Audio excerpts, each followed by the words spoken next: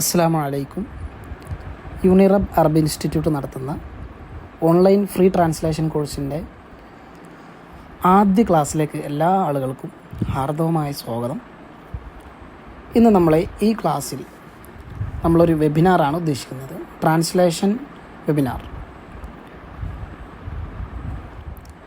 Translation പഠിക്കാൻ ഉദ്ദേശിക്കുന്ന ആ ജോലി മേഖല ഉദ്ദേശിക്കുന്ന ഒട്ടനേകം ആളുകളുണ്ട്. ഇതിനെക്കുറിച്ച് കൂടുതൽ അറിയാത്തവരും അറിയുന്നവരും ആയ ആളുകൾക്ക് കൂടുതൽ ഉപകാരപ്രദമായ ഒരു വെബിനാറാണ് നമ്മളിന്ന് സംഘടിപ്പിക്കുന്നത്.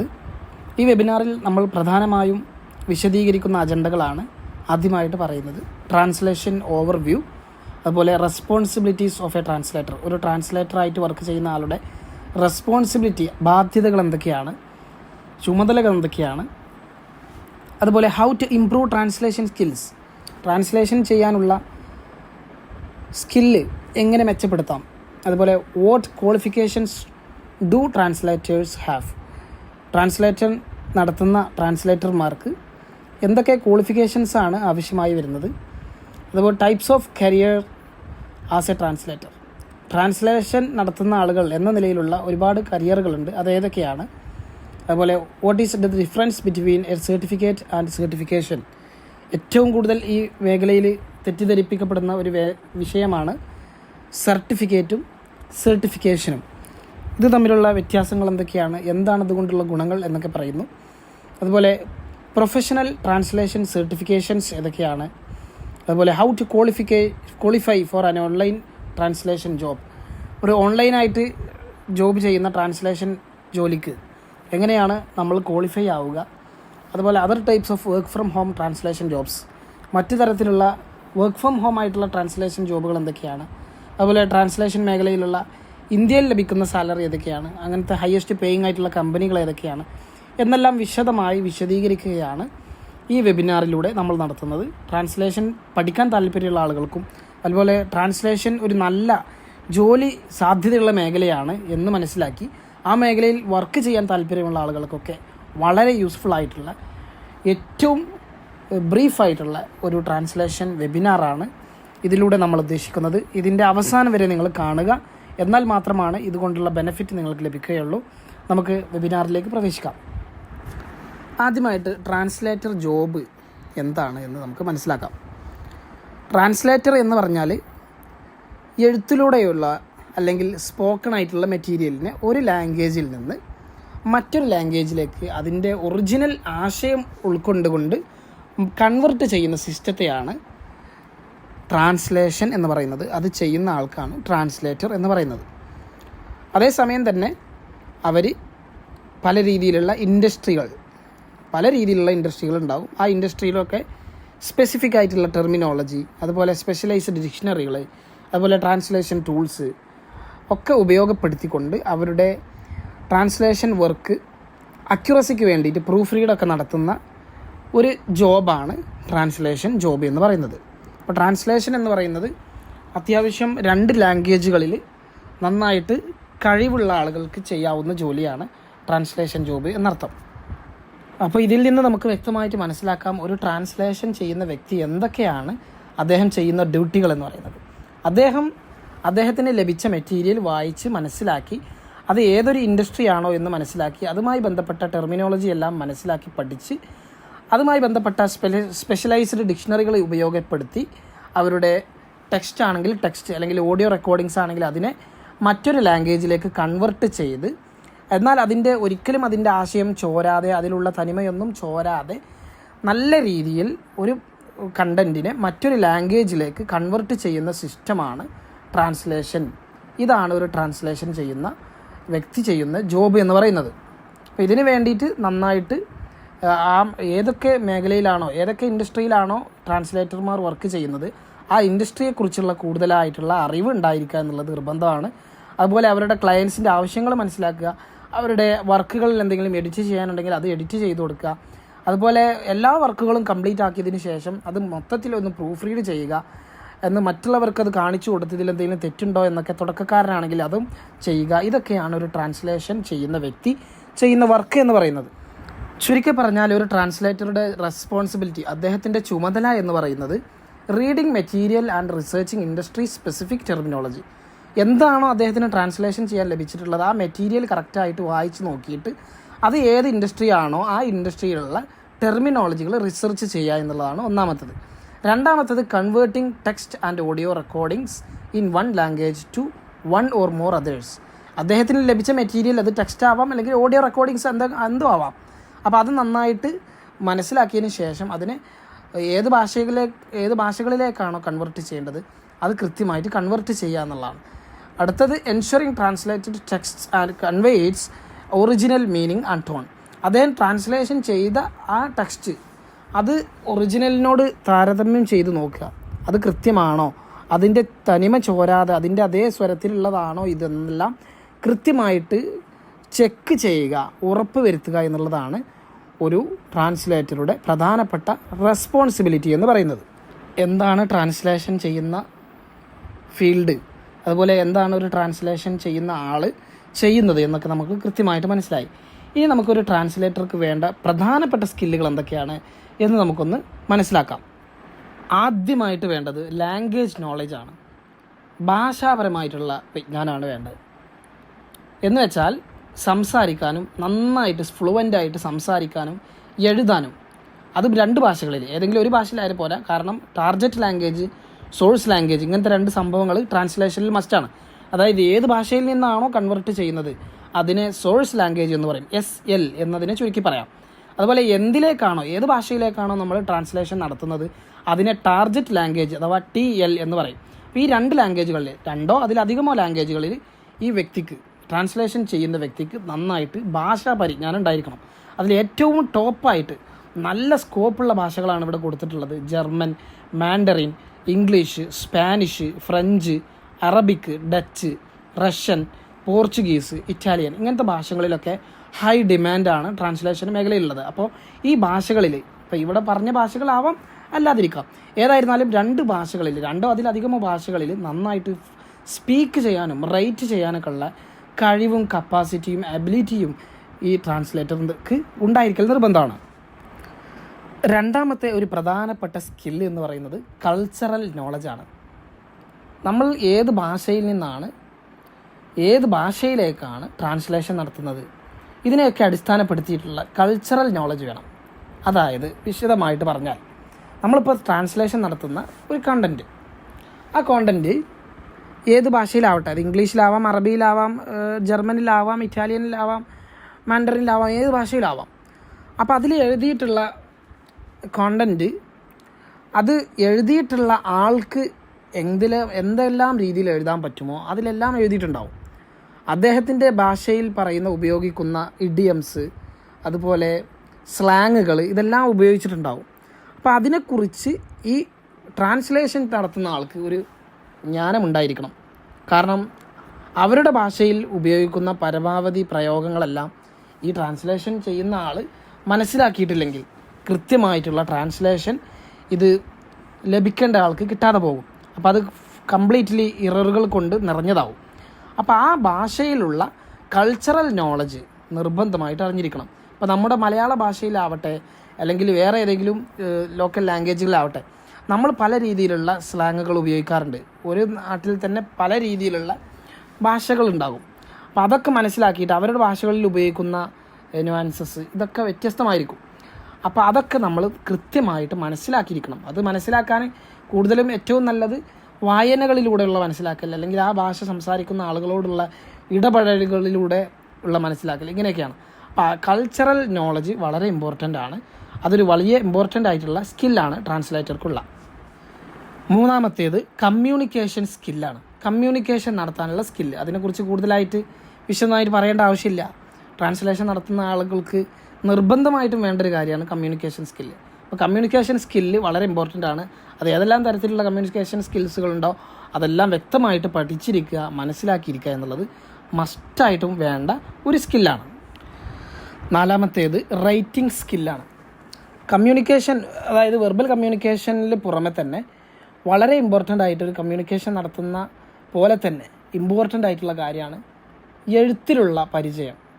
എഴുത്തിലുള്ള പരിചയം എന്ന് പറയുമ്പോൾ ഗ്രാമർ അറിഞ്ഞിരിക്കുക, അതുപോലെ പങ്ക്ച്വേഷൻസ്, എവിടെയൊക്കെയാണ് ഫുൾ സ്റ്റോപ്പ് ഇടേണ്ടത്, എവിടെയൊക്കെയാണ് കോമ ഇടേണ്ടത്, ഹൈഫൺ ഇടേണ്ടത്, എവിടെയാണ് ക്യാപിറ്റൽ ലെറ്റർ ഉപയോഗിക്കേണ്ടത്, ഇതൊക്കെ അറിഞ്ഞിരിക്കണം.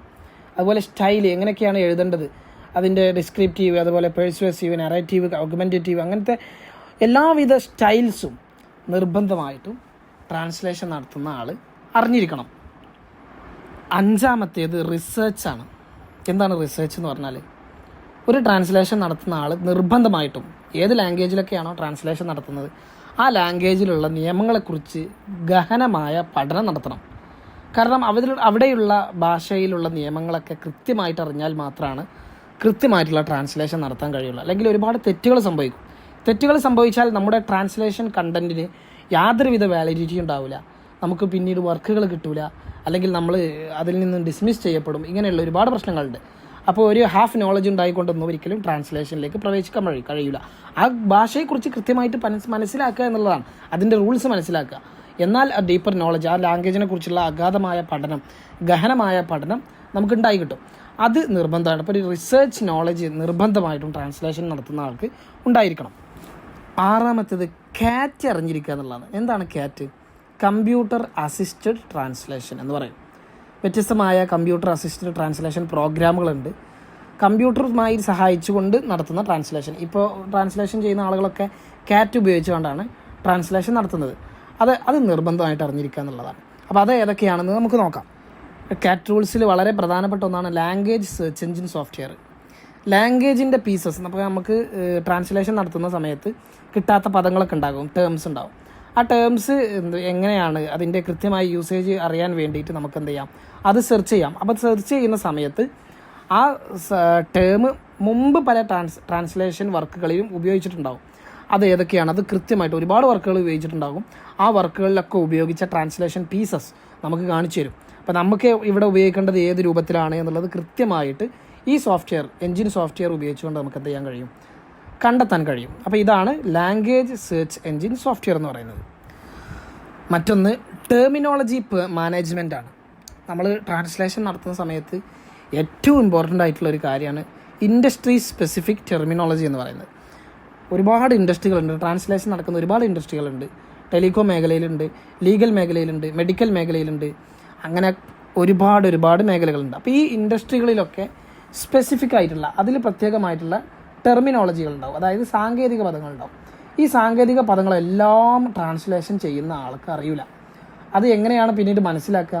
അതിന് ട്രാൻസ്ലേഷൻ ടെർമിനോളജി മാനേജ്മെൻറ്റ് ഡിക്ഷണറികൾ, ഗ്ലോസറികളൊക്കെ ഉണ്ടായിരിക്കും. അതൊക്കെ നോക്കിയിട്ടാണ് എന്ത് ചെയ്യുക, ട്രാൻസ്ലേഷൻ ചെയ്യുക. അപ്പോൾ ഈ സമയത്ത് ടെർമിനോളജി മാനേജ്മെൻറ്റ് സോഫ്റ്റ്വെയർ നിർബന്ധമായിട്ട് അറിഞ്ഞിരിക്കണം. ഇതിന് ഇന്ന് ഒരുപാട് ഗ്ലോസറികളും ഡിക്ഷണറികളൊക്കെ ഉണ്ട്. അത് ഉപയോഗിച്ചിട്ടാണ് സാധാരണ ലീഗൽ ട്രാൻസ്ലേഷൻ, മെഡിക്കൽ ട്രാൻസ്ലേഷനൊക്കെ നടത്തുന്ന ആളുകൾ അത് ട്രാൻസ്ലേഷൻ നടത്തുന്നത്. അപ്പോൾ അതിനെക്കുറിച്ചുള്ള ഒരു ജ്ഞാനം ഉണ്ടായിരിക്കണം. അത് ഉപയോഗിക്കാൻ അറിഞ്ഞാൽ മതി, അത്രേ ഉള്ളൂ. അപ്പോൾ ട്രാൻസ്ലേഷൻ ഓൾറെഡി അറിയുന്ന ആൾക്ക് ഈ സോഫ്റ്റ്വെയറുകൾ ഉപയോഗിക്കാൻ വളരെ ഈസി ആയിരിക്കും. അപ്പോൾ ടെർമിനോളജി മാനേജ്മെൻറ്റ് സോഫ്റ്റ്വെയർ നിർബന്ധമായിട്ടും യൂസ് ചെയ്യാൻ അറിഞ്ഞിരിക്കണം. അടുത്തത് ട്രാൻസ്ലേഷൻ മെമ്മറി സോഫ്റ്റ്വെയർ ആണ്. ട്രാൻസ്ലേഷൻ മെമ്മറി സോഫ്റ്റ്വെയർ എന്ന് പറഞ്ഞാൽ നമ്മൾ നേരത്തെ ട്രാൻസ്ലേഷൻ ചെയ്തു വെച്ച ഒരു സിസ്റ്റം, അത് ഓട്ടോമേഷൻ ചെയ്തു വെച്ചിട്ടുണ്ടാവും. ഒരു ആർട്ടിഫിഷ്യൽ ഇൻ്റലിജൻസിൻ്റെ സഹായത്തോടു കൂടെ നമ്മൾ ട്രാൻസ്ലേഷൻ ചെയ്യുന്ന സമയത്ത് തന്നെ നമുക്ക് എന്താണോ വേണ്ടത് അത് നമുക്ക് നമ്മളെ സഹായിക്കാൻ വേണ്ടിയിട്ട് ഓട്ടോമാറ്റിക്കലി ട്രാൻസ്ലേഷൻ ചെയ്യുന്ന, കമ്പ്യൂട്ടർ ഉപയോഗിച്ച് ട്രാൻസ്ലേഷൻ ചെയ്യുമ്പോൾ അത് ഓട്ടോമാറ്റിക്കലി വന്നുകൊണ്ടിരിക്കും. ഇതായിരിക്കും നമ്മുടെ ട്രാൻസ്ലേഷൻ എന്ന് കമ്പ്യൂട്ടറിന് ഒരു ആർട്ടിഫിഷ്യൽ ഇൻ്റലിജൻസോട് കൂടെ സഹായത്തോടു കൂടെ മനസ്സിലാക്കി തരുന്ന ഒരു സിസ്റ്റമാണ്. ഇതൊരു ഓട്ടോമേറ്റഡ് സിസ്റ്റമാണ്. അത് വളരെ നിർബന്ധമായിട്ട് അറിഞ്ഞിരിക്കേണ്ട ഒരു സിസ്റ്റമാണ് ട്രാൻസ്ലേഷൻ മെമ്മറി സോഫ്റ്റ്വെയർ. മറ്റൊന്നാണ് ഇൻട്രാക്റ്റീവ് മെഷീൻ ട്രാൻസ്ലേഷൻ സോഫ്റ്റ്വെയർ. ഓൺലൈനായിട്ടൊക്കെയുള്ള ട്രാൻസ്ലേഷൻ സോഫ്റ്റ്വെയർ, ഇപ്പോൾ ഗൂഗിൾ ട്രാൻസ്ലേഷൻ പോലെയുള്ള മെഷീൻ ട്രാൻസ്ലേറ്റർ ഉണ്ട്. ഇതിനെക്കുറിച്ച് നോളജ് ഉണ്ടായിരിക്കുക എന്നുള്ളതാണ്. ഇതൊരു ഉദാഹരണമാണ്. ഇത് ഒരുപാട് മറ്റു സോഫ്റ്റ്വെയറുകളുണ്ട്. അതിലൊന്നാണ് റിവേഴ്സോ കോണ്ടെക്സ്റ്റ് ഒക്കെ എന്നൊക്കെ പറയുന്ന സോഫ്റ്റ്വെയറുകൾ. ഇതിനെക്കുറിച്ചൊക്കെ നോളജ് ഉണ്ടായിരിക്കുക എന്നുള്ളത് നിർബന്ധമാണ്. ട്രാൻസ്ലേഷൻ ടൈപ്പ് ചെയ്യുന്ന സമയത്ത് വളരെ നിർബന്ധമായിട്ട് അറിഞ്ഞിരിക്കേണ്ട ഒരു സോഫ്റ്റ്വെയറാണ് ടെക്സ്റ്റ് അലൈൻമെൻറ്റ് സോഫ്റ്റ്വെയർ. അതായത് രണ്ട് ലാംഗ്വേജുകൾ തമ്മിൽ ട്രാൻസ്ലേഷൻ ചെയ്യുമ്പോൾ, ഉദാഹരണത്തിന് ഇപ്പോൾ അറബിയും ഇംഗ്ലീഷും ആവട്ടെ, ഈ രണ്ട് ലാംഗ്വേജുകളും ടൈപ്പ് ചെയ്യുന്ന സമയത്ത് വളരെ കോൺഫ്ലിക്റ്റിംഗ് ആയിട്ടുള്ളൊരു കാര്യമാണ് അലൈൻമെൻറ്റ് എന്ന് പറയുന്നത്. അതായത് നമ്മൾ ഇംഗ്ലീഷും അറബിയും ഒരുമിച്ച് ടൈപ്പ് ചെയ്യുന്ന സമയത്ത് ഒരുപാട് ഇററുകൾ സംഭവിക്കും. അറബി എന്ന് പറയുന്നത് അതിൻ്റെ അലൈൻമെൻറ്റ് വരുന്നത് വലത് ഭാഗത്തു നിന്നാണ്, ഇംഗ്ലീഷ് ആകുമ്പോൾ അത് ലെഫ്റ്റിൽ നിന്നാണ്. അപ്പോൾ രണ്ടും തമ്മിൽ ഒന്നിച്ചായി ട്രാൻസ്ലേഷൻ ടൈപ്പ് ചെയ്യുന്ന സമയത്ത് ഒരുപാട് പ്രശ്നങ്ങൾ സംഭവിക്കും. അപ്പോൾ അതെങ്ങനെ മാനേജ് ചെയ്യും, അതെങ്ങനെയാണ് ആ പിഴവ് സംഭവിക്കാതിരിക്കാൻ എന്താണ് ചെയ്യേണ്ടത് എന്നറിയാൻ വേണ്ടിയിട്ട് ഈ ടെക്സ്റ്റ് അലൈൻമെൻറ്റ് സോഫ്റ്റ്വെയർ അറിഞ്ഞിരിക്കൽ നിർബന്ധമാണ്. നമുക്ക് ആ സ്കില്ലുകളിലേക്ക് തന്നെ വരാം. 7ാമത്തെ സ്കില്ല് എന്ന് പറയുന്നത് ആക്റ്റീവ് ലിസണിങ് ആണ്. നല്ല ശ്രദ്ധയോടുകൂടെ കേൾക്കാനുള്ള കഴിവുണ്ടായിരിക്കുക എന്നുള്ളതാണ്. ഉദാഹരണത്തിന് ട്രാൻസ്ലേഷൻ എന്ന് പറയുമ്പോൾ അതിൽ രണ്ട് തരം കാര്യങ്ങളുണ്ട്. ഒന്ന് ട്രാൻസ്ലേഷൻ, ഓറൽ ട്രാൻസ്ലേഷൻ ഉണ്ട്, റിട്ടൺ ട്രാൻസ്ലേഷൻ ഉണ്ട്. എന്ന് പറഞ്ഞാൽ നമ്മൾ സംസാരിച്ചു കൊണ്ട് ട്രാൻസ്ലേഷൻ നടത്തുക, അതുപോലെ എഴുതിക്കൊണ്ട് ട്രാൻസ്ലേഷൻ നടത്തുക. ഇതാണ് പ്രധാനപ്പെട്ട 2 ട്രാൻസ്ലേഷനുകൾ.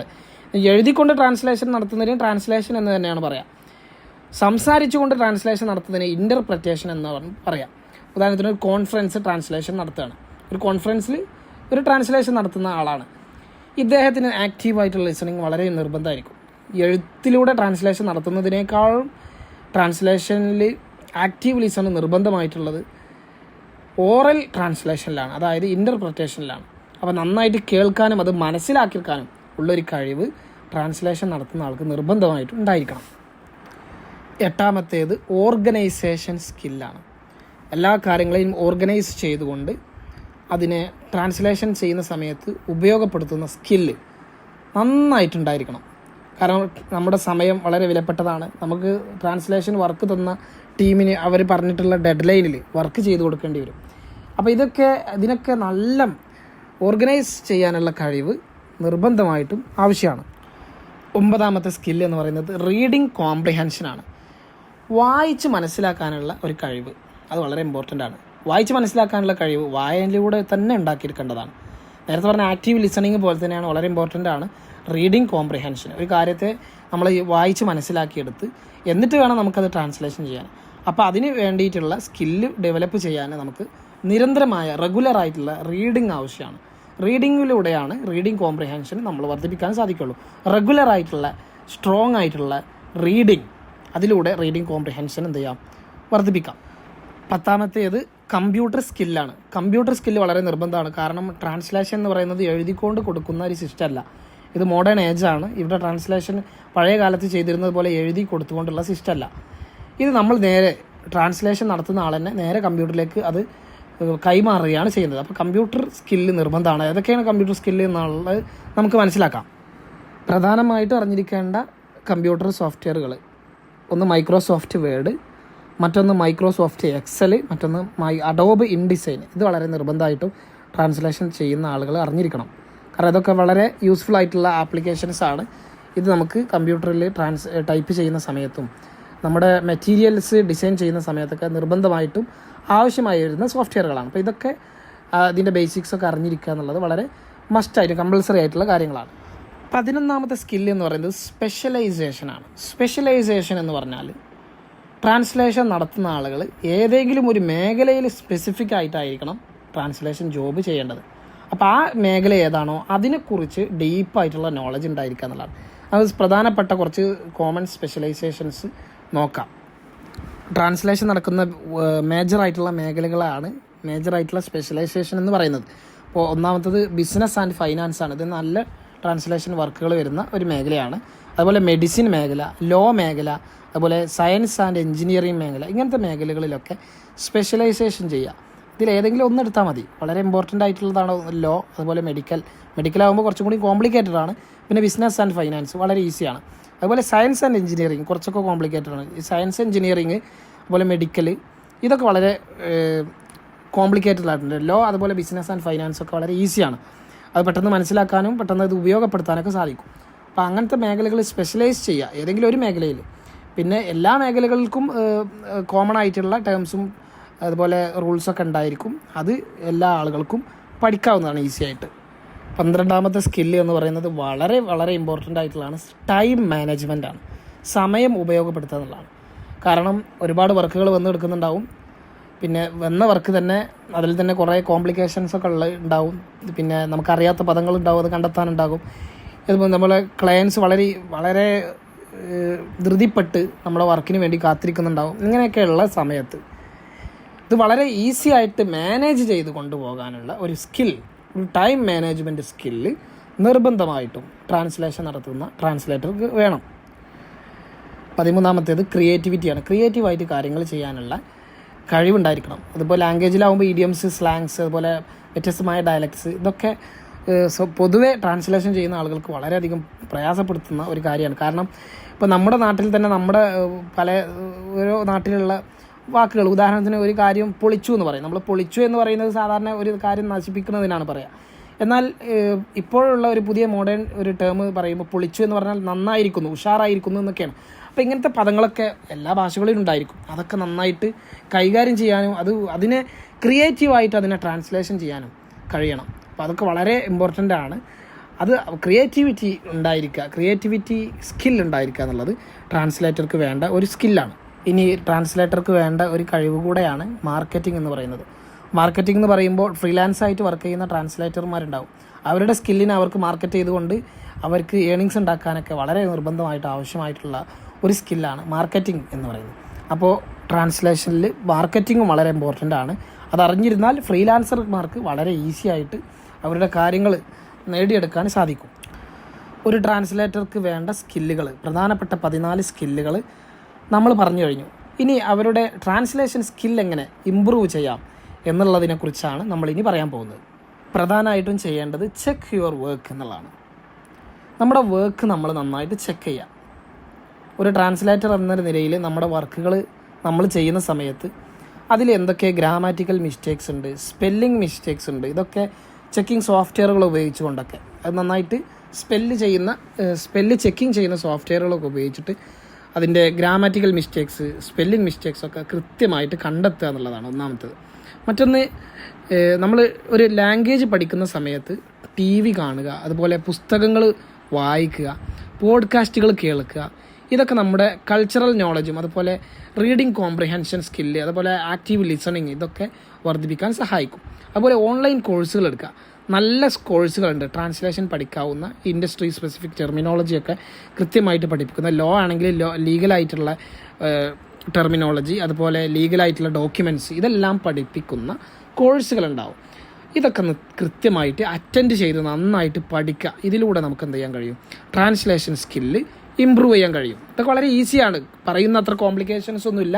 ഒരു ലാംഗ്വേജ് ആസ്പിരൻ്റ് ആയിട്ടുള്ള ആൾക്ക് വളരെ ഈസി ആയിരിക്കും ഇത്. ഒരാളെ തല്ലി പഠിപ്പിക്കുന്നത് പോലെയല്ല, താല്പര്യത്തോടു കൂടെ പഠിപ്പിക്കുന്നത്. അപ്പോൾ സ്വാഭാവികമായിട്ടും വളരെ ഈസി ആയിട്ട് ട്രാൻസ്ലേഷൻ കോഴ്സുകളൊക്കെ എന്ത് ചെയ്യാൻ കഴിയും? പഠിക്കാൻ കഴിയും. ട്രാൻസ്ലേഷൻ നടത്തുന്ന ഒരു വ്യക്തി ഒരു ജോബിന് അപ്ലൈ ചെയ്യുന്ന സമയത്ത് അവനക്ക് നിർബന്ധമായിട്ടും വേണ്ട ഒരു പ്രധാനപ്പെട്ട സ്കില്ലുകൾ എന്തൊക്കെയാണെന്നാണ് നമ്മൾ പറഞ്ഞത്. അപ്പോൾ ഈ ട്രാൻസ്ലേഷൻ ചെയ്യുന്ന വ്യക്തി തന്നെ ജോബിന് അപ്ലൈ ചെയ്യുന്ന സമയത്ത് അവൻ്റെ റെസ്യൂമിൽ, അവൻ്റെ CV-യിൽ വളരെ മസ്റ്റായിട്ടും കൊടുത്തിരിക്കേണ്ട കാര്യങ്ങൾ, അവൻ്റെ പേഴ്സണൽ ഡീറ്റെയിൽസിന് പുറമെ അവൻ്റെ language skills, computer skills, specialisation skills, time management skills, ഇതൊക്കെ വ്യക്തമായിട്ട് കാണിച്ചിരിക്കണം. എങ്കിൽ മാത്രമാണ് ഇൻ്റർവ്യൂ നടത്തുന്ന സമയത്ത് ഹയർ ചെയ്യുന്ന കമ്പനിക്ക് അവനെ ഹയർ ചെയ്യാനുള്ള ഒരു ആറ്റിറ്റ്യൂഡ് വരികയും അതിലൂടെ അവനക്ക് ജോബ് ലഭിക്കുകയും ചെയ്യുള്ളൂ. ഈ കൃത്യമായിട്ടുള്ള കാര്യങ്ങൾ, language skills, computer skills, specialisation skills, time management സ്കിൽസൊക്കെ കൃത്യമായിട്ട് രേഖപ്പെടുത്തി വെക്കുക, അത് അവർക്ക് മുമ്പിൽ പ്രൂവ് ചെയ്യുക എന്നുള്ളത് വളരെ ഇമ്പോർട്ടൻ്റ് ആയിട്ടുള്ള കാര്യമാണ്. ഇതുവരെയുള്ള കാര്യങ്ങൾ ട്രാൻസ്ലേഷനുമായി ബന്ധപ്പെട്ട സ്കിൽസ്, അവർക്ക് ആവശ്യമായിട്ടുള്ള ജോബിന് അപ്ലൈ ചെയ്യുമ്പോൾ ആവശ്യമായിട്ടുള്ള കാര്യങ്ങൾ, ഇതൊക്കെയായിരുന്നു. ഇനി ട്രാൻസ്ലേഷൻ ചെയ്യുന്ന ആൾക്ക് വേണ്ട ക്വാളിഫിക്കേഷൻസ്, യോഗ്യതകൾ എന്തൊക്കെയാണ് എന്ന് നമുക്കൊന്ന് ബ്രീഫായിട്ട് നോക്കാം. വളരെ ചുരുക്കിക്കൊണ്ട് ട്രാൻസ്ലേഷൻ്റെ ആവശ്യമായിട്ടുള്ള സ്കിൽസിന് നമുക്ക് പറയാം. നല്ല എക്സലൻ്റ് ആയിട്ടുള്ള കമ്മ്യൂണിക്കേഷൻ വേണം, അതുപോലെ അനാലിസിസ് ചെയ്യാനുള്ള കഴിവ് വേണം, ലാംഗ്വേജ് പരമായിട്ടുള്ള ലിംഗ്വിസ്റ്റിക് സ്കില്ല് നിർബന്ധമായിട്ടും വേണം, അതുപോലെ ഇൻഫർമേഷൻ, ഉദാഹരണത്തിന് ടെക്നിക്കൽ ടെർമിനോളജി, അതുപോലെ ഗ്ലോസറികൾ സൃഷ്ടിക്കുക, ഡാറ്റാബേസുകളൊക്കെ ക്രിയേറ്റ് ചെയ്യുക, അതിനൊക്കെ ഉള്ള ഒരു കഴിവ് ഉണ്ടായിരിക്കണം. അങ്ങനെ നിരന്തരമായിട്ട് റെഗുലറായിട്ട് അത് വർക്ക് ചെയ്താൽ മാത്രമാണ് അതിനുള്ളൊരു പ്രാക്ടിക്കൽ കഴിവുണ്ടായിരിക്കുള്ളൂ. അത് നിർബന്ധമാണ്. അതുപോലെ അറ്റ്ലീസ്റ്റ് 2 ലാംഗ്വേജുകളിൽ നല്ല ഫ്ലുവൻ്റ് ആയിട്ടുള്ള സംസാരിക്കാനും റൈറ്റിങ്ങിനൊക്കെ ഉള്ള കഴിവുണ്ടായിരിക്കണം. അതുകൂടാതെ ഒരു ഡിഗ്രി നിർബന്ധമായിട്ടുണ്ടാക്കണം. അത് PG ആണെങ്കിൽ വളരെ പ്രിഫറബിളാണ്, അതിനൊന്നും കൂടി ബലം കൂടുകയാണ് ചെയ്യുക. അതുപോലെ സർട്ടിഫിക്കേഷൻസ് നിർബന്ധമായിട്ടും വേണം, സർട്ടിഫിക്കറ്റ് അല്ല സർട്ടിഫിക്കേഷൻ. ഇതൊക്കെയാണ് ഒരു ലാംഗ്വേജ് ട്രാൻസ്ലേറ്റർക്ക് നിർബന്ധമായിട്ടും വേണ്ട സ്കില്ലുകൾ. ക്വാളിഫിക്കേഷൻസ് എന്ന് പറയുന്നത്. ഇനി നമുക്ക് 8 types of careers as a translator. ഒരു ട്രാൻസ്ലേറ്റർ എന്ന നിലയിൽ നിങ്ങൾക്ക് ചെയ്യാൻ പറ്റുന്ന 8 തരം കരിയറുകളെക്കുറിച്ച് നമുക്ക് പറയാം. ഏറ്റവും ഒന്നാമത്തെ കരിയർ എന്ന് പറയുന്നത് health or medical interpreter and ട്രാൻസ്ലേറ്ററാണ്. ഹെൽത്ത് മേഖലയിൽ അതുപോലെ മെഡിക്കൽ മേഖലയിലൊക്കെയുള്ള ഇൻ്റർപ്രറ്റേഷനും ട്രാൻസ്ലേഷനും ഇത് നിർബന്ധമായിട്ടും അറിഞ്ഞിരിക്കേണ്ട കുറച്ച് ദുർഘടമായിട്ടുള്ള ഒരു ഏരിയയാണത്. കൂടുതൽ ആളുകളും ഇതിൽ വർക്ക് ചെയ്യുന്നുണ്ടെങ്കിലും അത് നന്നായിട്ട് കപ്പാസിറ്റി ഉള്ള നല്ല സ്കില്ലുള്ള ആളുകളായിരിക്കും ഉണ്ടാവുക. കാരണം ഈ മേഖലയുമായി ബന്ധപ്പെട്ട് വളരെ കോംപ്ലക്സ് ആയിട്ടുള്ള സെൻറ്റൻസുകൾ, പദങ്ങൾ, ടെർമിനോളജികളൊക്കെ അറിഞ്ഞിരിക്കൽ നിർബന്ധമാണ്. ടെക്നിക്കൽ നോളജ് ഇതിൽ നിർബന്ധമാണ്. ടെക്നിക്കൽ ടെർമിനോളജി നിർബന്ധമായിട്ട് അറിഞ്ഞിരിക്കണം. അപ്പോൾ നമ്മുടെ നാട്ടിലൊക്കെ തന്നെ ആസ്റ്റർ മെഡിസിറ്റി, മിംസ് ഇങ്ങനത്തെ വലിയ ഇൻ്റർനാഷണൽ ലെവലിലുള്ള മെഡിക്കൽ സെൻറ്ററുകളിൽ ഹെൽത്ത് ഡിപ്പാർട്ട്മെൻറ്റുകളിലൊക്കെ വർക്ക് ചെയ്യുന്ന ആളുകളുണ്ട്. ഇവർക്കൊക്കെ നല്ല സാലറിയാണ്, ഹൈ സാലറി, 1 lakh സാലറിയൊക്കെ ഉണ്ടാവും. കാരണം ഇതിൽ വളരെ റയറായിട്ടാണ് ആളുകൾ പ്രവേശിക്കുന്നത്. അവർക്ക് വിദേശത്തു നിന്ന് ആളുകൾ വരുന്ന സമയത്ത് അവർക്ക് പ്രിസ്ക്രിപ്ഷൻ എഴുതി കൊടുക്കാനും അതുപോലെ ചികിത്സ നൽകാനൊക്കെ പ്രാപ്തരായിട്ടുള്ള ഡോക്ടർമാരുമായിട്ട് സംവദിക്കാൻ നിർബന്ധമായിട്ടും ഒരു ട്രാൻസ്ലേറ്ററെയോ അല്ലെങ്കിൽ ഇൻ്റർപ്രറ്ററെയോ ഒക്കെ ആവശ്യമായിട്ട് വരും. അപ്പോൾ ആ മേഖലയിൽ വലിയ സ്കോപ്പാണുള്ളത്. അതുകൊണ്ടാണ് ഇത് ഒന്നാമത് തന്നെ കൊടുത്തത്. കുറച്ച് കോംപ്ലക്സ് ആയിട്ടുള്ള മേഖലയാണ്, പക്ഷേ ഹൈ സാലറിയാണ് ഈ മേഖലയിൽ ലഭിക്കുന്നത്. അടുത്തതായിട്ട് വലിയ ഡിമാൻഡുള്ള മേഖലയായിട്ടുള്ള ലിറ്റററി ട്രാൻസ്ലേറ്റേഴ്സാണ്. മീഡിയകളിലൊക്കെ ജേണൽസ്, ആർട്ടിക്കിൾസ്, അതുപോലെ ബുക്സ്, സ്റ്റഡി ബുക്സ്, പോയട്രികൾ, ഷോർട്ട് സ്റ്റോറീസ് ഇതൊക്കെ ട്രാൻസ്ലേഷൻ ചെയ്യുന്ന മേഖല. ഇതിനാണ് ലിറ്റററി ട്രാൻസ്ലേഷൻ എന്ന് പറയുന്നത്. ഇതിൽ വലിയ സ്കോപ്പുള്ളൊരു മേഖലയാണ്. മീഡിയകളിലൊക്കെ വലിയ സ്കോപ്പുള്ള ഒരു മേഖലയാണ് ലിറ്റററി ട്രാൻസ്ലേഷൻ എന്ന് പറയുന്നത്. ഈ മേഖല ഒരു വലിയ സ്കോപ്പുള്ള ട്രാൻസ്ലേഷൻ മേഖലയാണ്. ഇനി അടുത്തത് legal or judicial translators and ഇൻ്റർപ്രറ്റേഴ്സാണ്. ലീഗൽ മേഖലയിൽ വർക്ക് ചെയ്യുന്ന ആളുകൾ ലീഗൽ ട്രാൻസ്ലേറ്റേഴ്സ്. ലീഗൽ ഡോക്യുമെൻറ്റുകൾ ട്രാൻസ്ലേഷൻ ചെയ്യും. അതുപോലെ ജുഡീഷ്യലായിട്ടുള്ള മേഖലയിൽ കോർട്ട് ഇൻ്റർപ്രറ്റർ അങ്ങനത്തെ മേഖലകളുണ്ട്. കോടതിയിൽ ട്രാൻസ്ലേഷൻ ചെയ്യുന്ന ആളുകൾ, നേരിട്ട് ലൈവായിട്ട് ഇൻ്റർപ്രറ്റേഷൻ ചെയ്യുന്ന ആളുകൾ, ആ മേഖലയിൽ വർക്ക് ചെയ്യുന്ന ആളുകൾക്കാണ് legal or judicial translators and interpreters എന്ന് പറയാം. അപ്പോൾ ഈ മേഖല വലിയ സ്കോപ്പുള്ളതാണ്. നല്ല ഹൈ സാലറിയുള്ള മേഖലയാണത്. അതൊക്കെ വലിയ ഗവൺമെൻറ് ജോബ് ആയതുകൊണ്ട് തന്നെ നല്ല സാലറിയുള്ള ജോബാണ് ജുഡീഷ്യൽ മേഖലയിലൊക്കെ ഉള്ളത്. ലീഗൽ ട്രാൻസ്ലേഷൻ സാധാരണയായിട്ട് ചെറിയ ആളുകളും ചെയ്യുന്ന മേഖലയാണ്. ലീഗൽ ഡോക്യുമെൻറ്റ്സൊക്കെ ഏജൻസികൾ ഇട്ടുകൊണ്ട് ട്രാൻസ്ലേഷൻ ചെയ്യുന്ന കമ്പനികളുണ്ട്. ഈ കമ്പനികളിലൊക്കെ വർക്ക് ചെയ്യാം. ഇനി അടുത്ത മേഖല എന്ന് പറയുന്നത് കമ്മ്യൂണിറ്റി ഇൻ്റർപ്രറ്റേഴ്സാണ്. കമ്മ്യൂണിറ്റികൾക്കിടയിൽ ലാംഗ്വേജ് സപ്പോർട്ട് ചെയ്യാൻ വേണ്ടിയിട്ടും അതുപോലെ അവരുടെ ഇടയിൽ ചാരിറ്റി അങ്ങനത്തെ വലിയ പ്രധാനപ്പെട്ട മേഖലകളിലൊക്കെ വർക്ക് ചെയ്യുന്ന ആളുകൾക്കൊക്കെ ആവശ്യമായി വരുന്ന ഒരു ട്രാൻസ്ലേഷൻ മേഖലയാണ് കമ്മ്യൂണിറ്റി ഇൻ്റർപ്രറ്റർ എന്ന് പറയുന്നത്. അറിയാത്ത വിദേശികളായിട്ട് ആളുകൾ വേറെ കമ്മ്യൂണിറ്റികളിലേക്ക് ചാരിറ്റി ആവശ്യാർത്ഥം അല്ലെങ്കിൽ റിസർച്ച് ആവശ്യാർത്ഥമൊക്കെ വരുന്ന സമയത്ത് അവരെ ഹെൽപ്പ് ചെയ്യാൻ വേണ്ടിയിട്ട് ഉപയോഗപ്പെടുത്തുന്ന ട്രാൻസ്ലേറ്റർമാരാണ് ഈ കമ്മ്യൂണിറ്റി ഇൻ്റർപ്രറ്റേഴ്സ് എന്ന് പറയുന്നത്. അവർക്ക് നേരിട്ട് ഓറലായിട്ടുള്ള ട്രാൻസ്ലേഷനാണ് ആവശ്യം വരിക. അപ്പോൾ അത് നന്നായി ആക്റ്റീവ് ലിസണിങ്ങും ആക്റ്റീവ് ആയിട്ടുള്ള ലിസണിങ് കപ്പാസിറ്റിയൊക്കെ ഉള്ള ആണ് ഇവർക്ക് ആവശ്യമായിട്ട് വരിക. ഇത് നല്ലൊരു മേഖലയാണ്. അടുത്തത് കോൺഫറൻസ് ഇൻ്റർപ്രറ്റേഴ്സാണ്. ആ പേര് സൂചിപ്പിക്കുന്നത് പോലെ തന്നെ കോൺഫറൻസുകൾ നടക്കുന്ന സമയത്ത് ലെക്ചേഴ്സ്, കോൺഫറൻസ് പ്രസൻറ്റേഷൻസ് ഇതൊക്കെ നടക്കുന്ന സമയത്ത് ആ ഭാഷയിൽ സംസാരിക്കാൻ കഴിവില്ലാത്ത വിദേശികളായിട്ടുള്ള ആളുകൾ വരുന്ന സമയത്ത് അവർക്ക് ഈ ഭാഷയിലേക്ക് കൺവെർട്ട് ചെയ്ത് കൊടുക്കുന്ന ഇൻ്റർപ്രറ്റേഴ്സ് ഉണ്ടാവും. അവർക്കാണ് കോൺഫറൻസ് ഇൻ്റർപ്രറ്റേഴ്സ് എന്ന് പറയുന്നത്. സാധാരണയായിട്ട് ഗവൺമെൻറ്റിൻ്റെ ഒഫീഷ്യലായിട്ടുള്ള കാര്യങ്ങൾക്കൊക്കെ വേണ്ടിയിട്ട് ക്ഷണിക്കപ്പെടുന്ന അതിഥികൾക്ക് വേണ്ടിയിട്ട് അവർക്ക് ട്രാൻസ്ലേഷൻ ചെയ്ത് കൊടുക്കാൻ വേണ്ടിയിട്ടൊക്കെ ഈ കോൺഫറൻസ് ഇൻ്റർപ്രറ്റേഴ്സിനെ ഹയർ ചെയ്യാറുണ്ട്. ഈ മേഖല വലിയൊരു സ്കോപ്പുള്ള മേഖലയാണ്. ഇനിയുള്ളത് ലോക്കലൈസേഴ്സ് എന്ന് പറയുന്ന വിഭാഗം.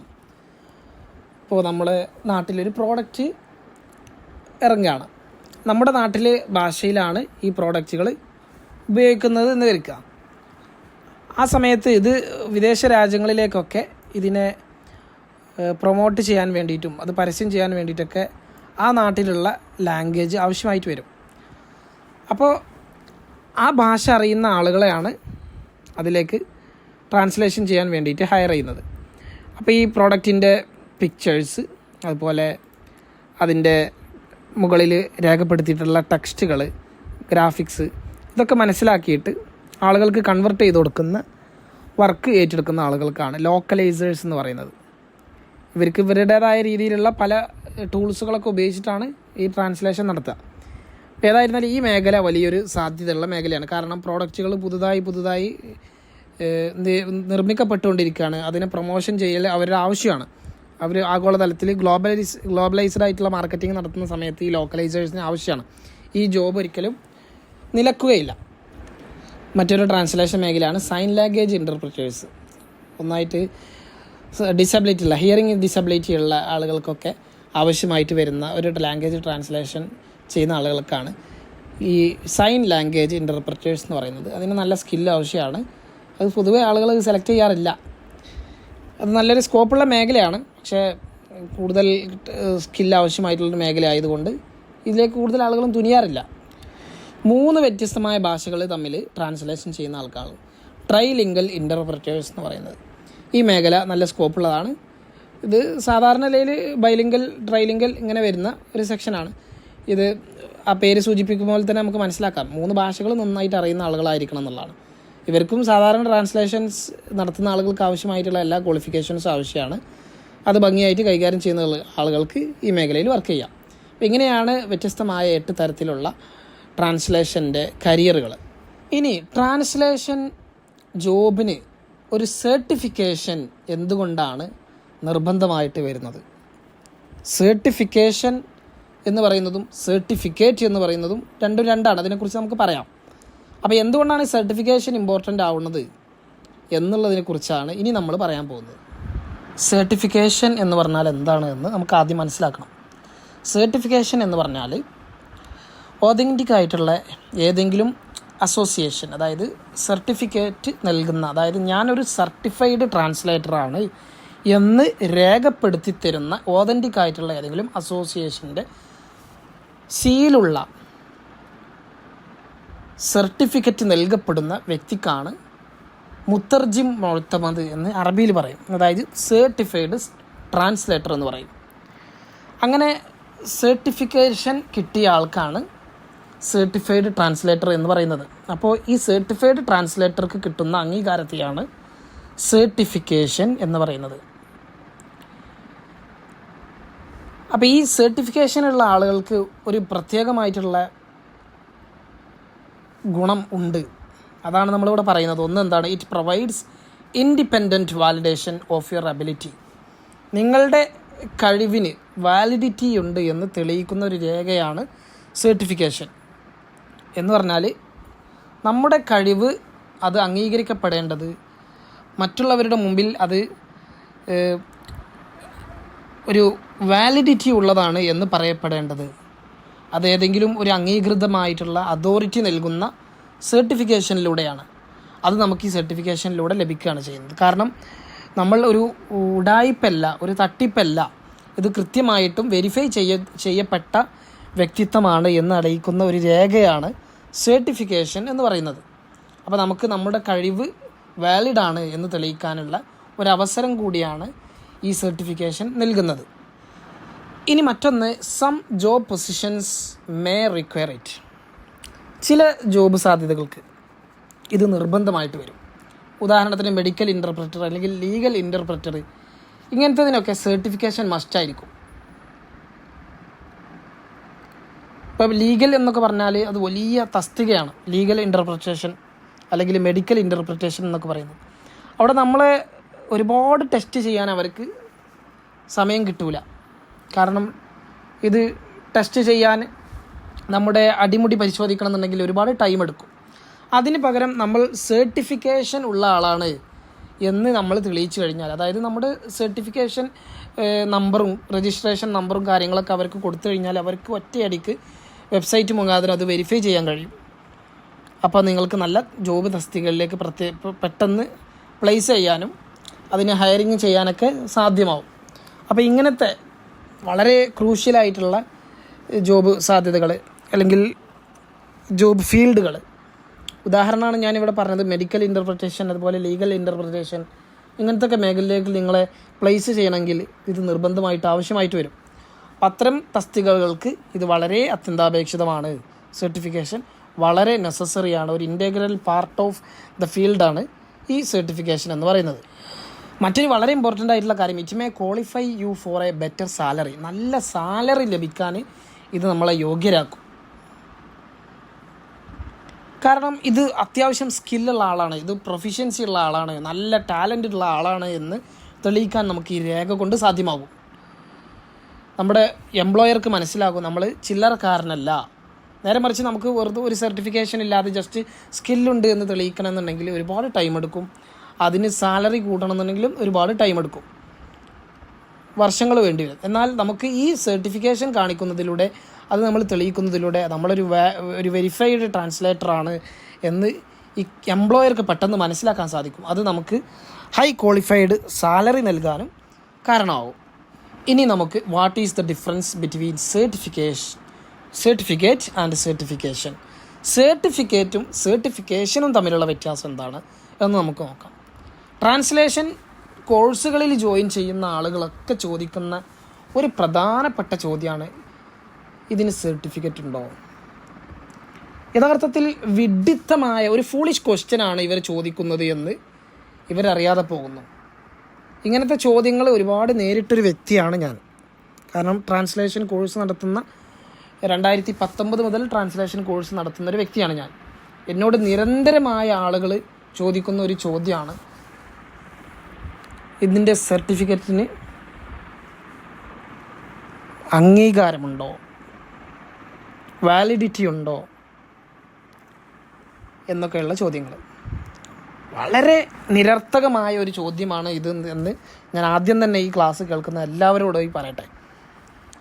ഒന്നാമത്, ഗവൺമെൻറ് അപ്രൂവ്ഡ് ആണോ എന്നുള്ളതാണ് പല ആളുകളും ചോദിക്കുന്ന ഒരു ചോദ്യം. ഗവൺമെൻറ് ഒരിക്കലും ലാംഗ്വേജ് പോലെയുള്ള കോഴ്സുകൾക്ക് അപ്രൂവ്ഡ് സർട്ടിഫിക്കറ്റ് കൊടുക്കാറില്ല. ഒന്നാമത് അത് സ്കിൽ കോഴ്സാണ്. സ്കിൽ കോഴ്സുകൾക്ക് അപ്രൂവൽ കൊടുക്കുന്നത് സർട്ടിഫിക്കേഷൻ ബോഡികൾ മുഖാന്തരമാണ്. അത് ഗവൺമെൻറ്റുമായിട്ട് അപ്രൂവ് ആയിട്ടുള്ള സംഘടനകൾ അല്ലെങ്കിൽ അറ്റസ്റ്റേഷൻ ബോഡികൾ, ഇവരൊക്കെയാണ് സർട്ടിഫിക്കറ്റ് കൊടുക്കുന്നത്. ഈ ബോഡികൾ നൽകുന്ന സർട്ടിഫിക്കറ്റ് കൊണ്ട് പ്രത്യേകിച്ച് ഗുണമുണ്ടോ ഇല്ലയോ എന്നുള്ളത് വലിയൊരു ചോദ്യമാണ്. ഒന്ന്, ഗുണമുണ്ട് എന്ന് നമുക്ക് പറയാം. ഒന്ന്, അത് ഗവൺമെൻറ്റുമായി അറ്റാച്ച് ചെയ്തിട്ടുള്ളൊരു കമ്പനിയാണ്, അവർക്ക് കീഴിലാണ് ഈ സർട്ടിഫിക്കറ്റ് കൊടുക്കുന്നത് എന്നുള്ള ഒരു അർത്ഥത്തിൽ അത് ഗുണകരമാണ്. എന്നല്ലാതെ പ്രത്യേകിച്ച് ഇതിന് യാതൊരുവിധ ഗുണവുമില്ല. സാധാരണ ട്രാൻസ്ലേഷൻ ഇൻസ്റ്റിറ്റ്യൂട്ടുകളൊക്കെ സർട്ടിഫിക്കേഷൻ അതോറിറ്റിയുമായിട്ട് അറ്റാച്ച് ചെയ്തുകൊണ്ട് അവർ പണം നൽകിക്കൊണ്ട് ഈ ബോഡിക്ക് സാധാരണ നിലയിൽ ഒരു വാലിഡിറ്റി ഉണ്ടാക്കി തീർക്കലാണ് പതിവ്. അല്ലാതെ ഗവൺമെൻറ് നേരിട്ടൊരിക്കലും ഇതിന് സർട്ടിഫിക്കറ്റ് കൊടുക്കില്ല. അത് ഡിഗ്രി പോലെയുള്ള ഒരു സംഭവം അല്ലാത്തതുകൊണ്ട്. പിന്നുള്ളത് UK പോലുള്ള സിലബസ്, UK പോലുള്ള കമ്പനികളിൽ, കമ്പനികൾ ഉദ്ദേശിച്ചത് UK പോലുള്ള രാജ്യങ്ങളിലെ കമ്പനികൾ നൽകുന്ന ബോഡി സർട്ടിഫിക്കറ്റ് ഉണ്ടാവും. അതിന് നല്ല വാലിഡിറ്റി ആയിരിക്കും. യുണൈറ്റഡ് സ്കിൽസ് അക്കാദമി നൽകുന്ന ട്രാൻസ്ലേഷൻ്റെ കോഴ്സുകളൊക്കെ UKയുടെ സിലബസാണ്, UKയിൽ കൊടുക്കുന്ന സെയിം സിലബസാണ് കൊടുക്കുന്നത്. അത് UKയുമായിട്ട് അറ്റാച്ച് ചെയ്തുകൊണ്ട് സർട്ടിഫിക്കേഷൻ അതിന് വേണ്ടിയിട്ടുള്ള തയ്യാറെടുപ്പുകളിലാണ് ഇപ്പോൾ ഉള്ളത്. അതായിട്ടില്ല. പിന്നുള്ളത് ഗവൺമെൻറ് അതോറിറ്റിയുമായി ഇന്ത്യയിലെ എംബസികൾ അതുപോലെ വിദേശ രാജ്യങ്ങളിലെ എംബസികളൊക്കെ അറ്റസ്റ്റ് ചെയ്യാൻ പറ്റുന്ന രീതിയിലുള്ള സർട്ടിഫിക്കറ്റാണ് ഇപ്പോൾ കൊടുക്കുന്നത്. അതിന് സർട്ടിഫിക്കറ്റിന് വേറെ ഫീസാകും. എന്നിരുന്നാലും അതൊക്കെ ഒരു പാർഷ്യൽ ഗുണങ്ങളാണ്. ഇതിന് മസ്റ്റായിട്ടും വേണ്ടത് സർട്ടിഫിക്കേഷനാണ്. സർട്ടിഫിക്കേഷൻ എങ്ങനെ തിരഞ്ഞെടുക്കാം എന്നുള്ളതൊക്കെ നമുക്ക് പറയാം. അപ്പോൾ സർട്ടിഫിക്കറ്റ് എന്താണ്, സർട്ടിഫിക്കേഷൻ എന്താണ്, ഇതിന് ഒരു വലിയ സംശയം എല്ലാവർക്കും ഉണ്ട്. അതാണ് നമ്മളിനി പറയാൻ പോകുന്നത്. അപ്പോൾ സർട്ടിഫിക്കേഷൻ എന്താണെന്നും സർട്ടിഫിക്കറ്റ് എന്താണെന്നും വ്യക്തമായി മനസ്സിലാക്കണം. സർട്ടിഫിക്കറ്റ് എന്ന് പറഞ്ഞാൽ നമ്മളൊരു സ്ഥാപനത്തിൽ പഠിച്ചു കഴിഞ്ഞാൽ അവിടെ പഠിച്ചു ആ പഠനം കംപ്ലീറ്റ് ആക്കി എന്ന് പറഞ്ഞ് നമുക്ക് നൽകുന്ന രേഖയാണ് സർട്ടിഫിക്കറ്റ് എന്നുള്ളത്. എന്നാൽ നിങ്ങൾ ഈ സ്കില്ലിന് സന്നദ്ധനാണ്, ഇതിന് നിങ്ങൾക്ക് ജോലി ചെയ്യാനുള്ള അർഹതയുണ്ട് എന്ന് തെളിയിക്കുന്ന ഒരു വെരിഫൈഡ് ഡോക്യുമെൻ്റാണ് സർട്ടിഫിക്കേഷൻ എന്ന് പറയുന്നത്. അതിന് പ്രത്യേകമായിട്ടുള്ള നമ്പറുകളോ രജിസ്ട്രേഷനുകളോ ഒക്കെ ഉണ്ടായിരിക്കും. അതിന് വലിയ പേയ്മെൻറ്റ് കൊടുക്കേണ്ടി വരും. ഇതൊക്കെ വേണ്ടി വരും. കാരണം അതൊരു വാലിഡിറ്റി ഉള്ള വലിയ ഒരു രേഖയാണ്. അപ്പോൾ ഇത് രണ്ടും തമ്മിലുള്ള വ്യത്യാസം മനസ്സിലാക്കുക. ഒന്ന് പഠിച്ചു എന്ന് തെളിയിക്കുന്ന രേഖ മാത്രമാണ്. കംപ്ലീഷൻ സർട്ടിഫിക്കറ്റിനാണ് സർട്ടിഫിക്കറ്റ് എന്ന് പറയാം. നേരെ മറിച്ച് നിങ്ങൾ ഈ സ്കില്ലിന് വാല്യുവബിൾ ആയിട്ടുള്ള സ്കില്ല് നിങ്ങൾക്കുണ്ട് എന്ന് തെളിയിക്കുന്ന രേഖയാണ് സർട്ടിഫിക്കേഷൻ എന്ന് പറയുന്നത്. അതിൽ നിങ്ങൾക്ക് രജിസ്ട്രേഷൻ ഉണ്ടായിരിക്കും, നിങ്ങൾക്ക് സീലുണ്ടായിരിക്കും, ഒക്കെ ഉണ്ടായിരിക്കും. അതാണ് സർട്ടിഫിക്കേഷൻ എന്ന് പറയുന്നത്. അപ്പോൾ അത് കൃത്യമായിട്ട് നമ്മൾ മനസ്സിലാക്കിയിരിക്കണം. സർട്ടിഫിക്കേഷൻ എങ്ങനെ കിട്ടും? അതിന് എക്സാമുകൾ എഴുതണം. അതിന് പ്രൈമറി, ഇൻ്റർമീഡിയറ്റ്, അഡ്വാൻസ്ഡ് ഇങ്ങനെയൊക്കെയുള്ള പിന്നെ മെമ്പർഷിപ്പുകളുണ്ട്. ആ മെമ്പർഷിപ്പിന് വലിയ എമൗണ്ട് ആയിരിക്കും കൊടുക്കേണ്ടി വരിക. അത് എഴുതി എക്സാം എഴുതി പാസ്സാവണം. അതിന് 1, 2, 3 തരത്തിലുള്ള രീതിയിലുള്ള എക്സാമുകൾ ഉണ്ടായിരിക്കും. ആ എക്സാമുകൾ അതോറിറ്റിയുടെ വെബ്സൈറ്റ് വഴിയോ അല്ലെങ്കിൽ അതിൻ്റെയൊക്കെ എങ്ങനെയാണ് അവരുടെ സിസ്റ്റം നടക്കുന്നത് അത് മുഖാന്തരം എഴുതി കംപ്ലീറ്റ് ആക്കിയിട്ട് വേണം ഈ മെമ്പർഷിപ്പും ഈ സർട്ടിഫിക്കേഷനും നിങ്ങൾക്ക് ലഭിക്കാൻ. അപ്പോൾ എന്തുകൊണ്ടാണ് ട്രാൻസ്ലേഷൻ സർട്ടിഫിക്കേഷൻസ് എത്രമാത്രം പ്രാധാന്യമുള്ളത് എന്ന് നമുക്ക് മനസ്സിലാക്കാം. ട്രാൻസ്ലേഷൻ സർട്ടിഫിക്കേഷൻ എന്ന് പറയുന്നത് വളരെ ഇമ്പോർട്ടൻ്റ് ആയിട്ടുള്ളൊരു രേഖയാണ്. കാരണം നമുക്ക് നമ്മുടെ കോമ്പിറ്റൻസി വാലിഡേറ്റ് ചെയ്യാനും അതുപോലെ നമ്മൾക്ക് ഏത് പ്രൊഫഷനിലാണോ നമ്മൾ സർട്ടിഫിക്കേഷൻ ചെയ്യുന്നത് ആ മേഖലയിൽ നമ്മൾ അത്രയും കമ്മിറ്റഡ് ആണ് എന്ന് നമ്മുടെ എംപ്ലോയേഴ്സിനെ കാണിക്കാനും ഒക്കെ നല്ല ഒരു കരുത്തായിട്ടുള്ള കാര്യമാണ് സർട്ടിഫിക്കേഷൻ എന്ന് പറയുന്നത്. ഒരു ഫോറിൻ ലാംഗ്വേജിലുള്ള ഫ്ലുവൻസി എന്ന് പറഞ്ഞാൽ ട്രാൻസ്ലേറ്റർമാർക്കും അതുപോലെ എംപ്ലോയേഴ്സിനൊക്കെ വളരെ ഇമ്പോർട്ടൻ്റ് ആയിട്ടുള്ളൊരു ക്വാളിഫിക്കേഷൻ ആയിട്ടാണ് കരുതപ്പെടുന്നത്. അത് കാണിച്ചു കഴിഞ്ഞാൽ നമ്മളൊരു എക്സ്പേർട്ടാണ്, ഈ മേഖലയിൽ നല്ല കഴിവുള്ള ടാലൻ്റുള്ള ആളാണ് എന്ന് തെളിയിക്കാൻ നമുക്കത് മാത്രം മതി. വേറെ നമ്മൾ അവിടെ ഇരുന്ന് കൂടുതലായിട്ട് ഇൻ്റർവ്യൂവിൽ അറ്റൻഡ് ചെയ്തിട്ട് നമ്മുടെ സ്കില്ല് തെളിയിക്കേണ്ട ആവശ്യമൊന്നുമില്ല. കാരണം നമ്മൾ ഓൾറെഡി തെളിയിച്ച മേഖലയാണിത്. കാരണം വളരെ ബുദ്ധിമുട്ടുള്ള ഒരു എക്സാമാണ് മൊത്തത്തിൽ ഈ ട്രാൻസ്ലേഷൻ സർട്ടിഫിക്കേഷൻ എക്സാം എന്ന് പറയുന്നത്. കാരണം നമ്മുടെ കഴിവിനെ അടപടലം പരീക്ഷിച്ച് കണ്ടാണ് ഈ എക്സാം കംപ്ലീറ്റ് ആക്കുന്നത്. അതുകൊണ്ട് മെഡിസിൻ അല്ലെങ്കിൽ ലോ പോലെയുള്ള മേഖലയിലൊക്കെ സ്പെഷ്യലൈസ്ഡ് ഫീൽഡുകളുണ്ട്. ഇതിലൊക്കെ നമുക്ക് വർക്ക് ചെയ്യാൻ അത്രയും ക്വാളിഫൈഡ് ആണ് എന്ന് തെളിയിക്കുന്ന ഒരു രേഖയായിട്ട് ഇത് പ്രവർത്തിക്കുന്നുണ്ട്. അപ്പോൾ നല്ലൊരു ജോലി കിട്ടാൻ ഏറ്റവും ഇമ്പോർട്ടൻ്റ് ആയിട്ടുള്ള കാര്യമാണ് ട്രാൻസ്ലേഷൻ മേഖലയിലുള്ള കാര്യമാണ് പറഞ്ഞത് സർട്ടിഫിക്കേഷൻ എന്ന് പറയുന്നത്. അവിടെ സർട്ടിഫിക്കറ്റിന് യാതൊരുവിധ വാലിഡിറ്റി ഇല്ല, അതുകൊണ്ട് പ്രത്യേകിച്ച് ഗുണമില്ല. അത് നമ്മളൊരു കാര്യം പഠിച്ചു എന്ന് തെളിയിക്കാൻ മാത്രമേ ഉപകരിക്കുള്ളൂ. സ്കിൽഡ് ആണ് എന്ന് തെളിയിക്കാൻ അതൊരിക്കലും കഴിയുന്നില്ല. അപ്പോൾ ട്രാൻസ്ലേഷൻ സർട്ടിഫിക്കേഷൻ എന്ന് പറയുന്നത് വളരെ റെലവൻ്റാണ്, ഇമ്പോർട്ടൻ്റ് ആണ്, സിഗ്നിഫിക്കൻ്റ് ആണ്. സർട്ടിഫിക്കേഷനെ കുറിച്ചാണ് നമ്മൾ പറഞ്ഞത്. അപ്പോൾ 7 പ്രധാനപ്പെട്ട പ്രൊഫഷണൽ ട്രാൻസ്ലേഷൻ സർട്ടിഫിക്കേഷനെ കുറിച്ചാണ് ഇനി ഞാൻ പറയാൻ പോകുന്നത്. നിങ്ങൾ ശ്രദ്ധയോടെ ഇത് മുഴുവനായിട്ടും കേൾക്കുക. കാരണം ഈ മേഖലയിൽ ഈ ഫീൽഡിൽ വർക്ക് ചെയ്യാൻ താല്പര്യപ്പെടുന്ന ഒരുപാട് ആളുകളുണ്ട്. അവർക്കൊക്കെ ഇത് വളരെ യൂസ്ഫുള്ളാണ്. ട്രാൻസ്ലേഷൻ്റെ സർട്ടിഫിക്കേഷനാണ് ഏറ്റവും പ്രാധാന്യം എന്ന് നമ്മൾ പറയുകയുണ്ടായി. അപ്പോൾ അത് ഏതൊക്കെയാണെന്ന് കൃത്യമായിട്ട് നമ്മളിവിടെ വിശദീകരിക്കുന്നുണ്ട്. ശ്രദ്ധയോടെ ഇനി കേൾക്കുക. ഇതിൽ ഏറ്റവും പരമപ്രധാനമായിട്ടുള്ള സർട്ടിഫിക്കേഷൻ എന്ന് പറയുന്നത് ATAയുടെ സർട്ടിഫിക്കറ്റാണ്, അമേരിക്കൻ ട്രാൻസ്ലേറ്റേഴ്സ് അസോസിയേഷൻ. ഇവിടെ വായിച്ചാൽ നിങ്ങൾക്ക് മനസ്സിലാവും. ATA offers a generalized certification that employers may use as a metric for translation competence. To earn this certification, individuals compete a 3-hour exam. ഈ ട്രാൻസ്ലേഷൻ സർട്ടിഫിക്കേഷൻ എന്ന് പറഞ്ഞാൽ ഇതൊരു ജനറലൈസ്ഡ് ട്രാൻസ്ലേഷൻ സർട്ടിഫിക്കേഷനാണ്. എന്ന് പറഞ്ഞാൽ ലോക്ക് അതുപോലെ മെഡിക്കലിന് ഇതിനൊക്കെ ഉൾപ്പെടുന്ന എല്ലാവർക്കും ചെയ്യാവുന്ന ഒരു സർട്ടിഫിക്കേഷൻ എക്സാമാണ്. ഇത് 3 മണിക്കൂർ നീണ്ടു നിൽക്കുന്ന എക്സാമാണ്. Which includes questions related to translation techniques, text comprehension and the ability to write accurately in the target language.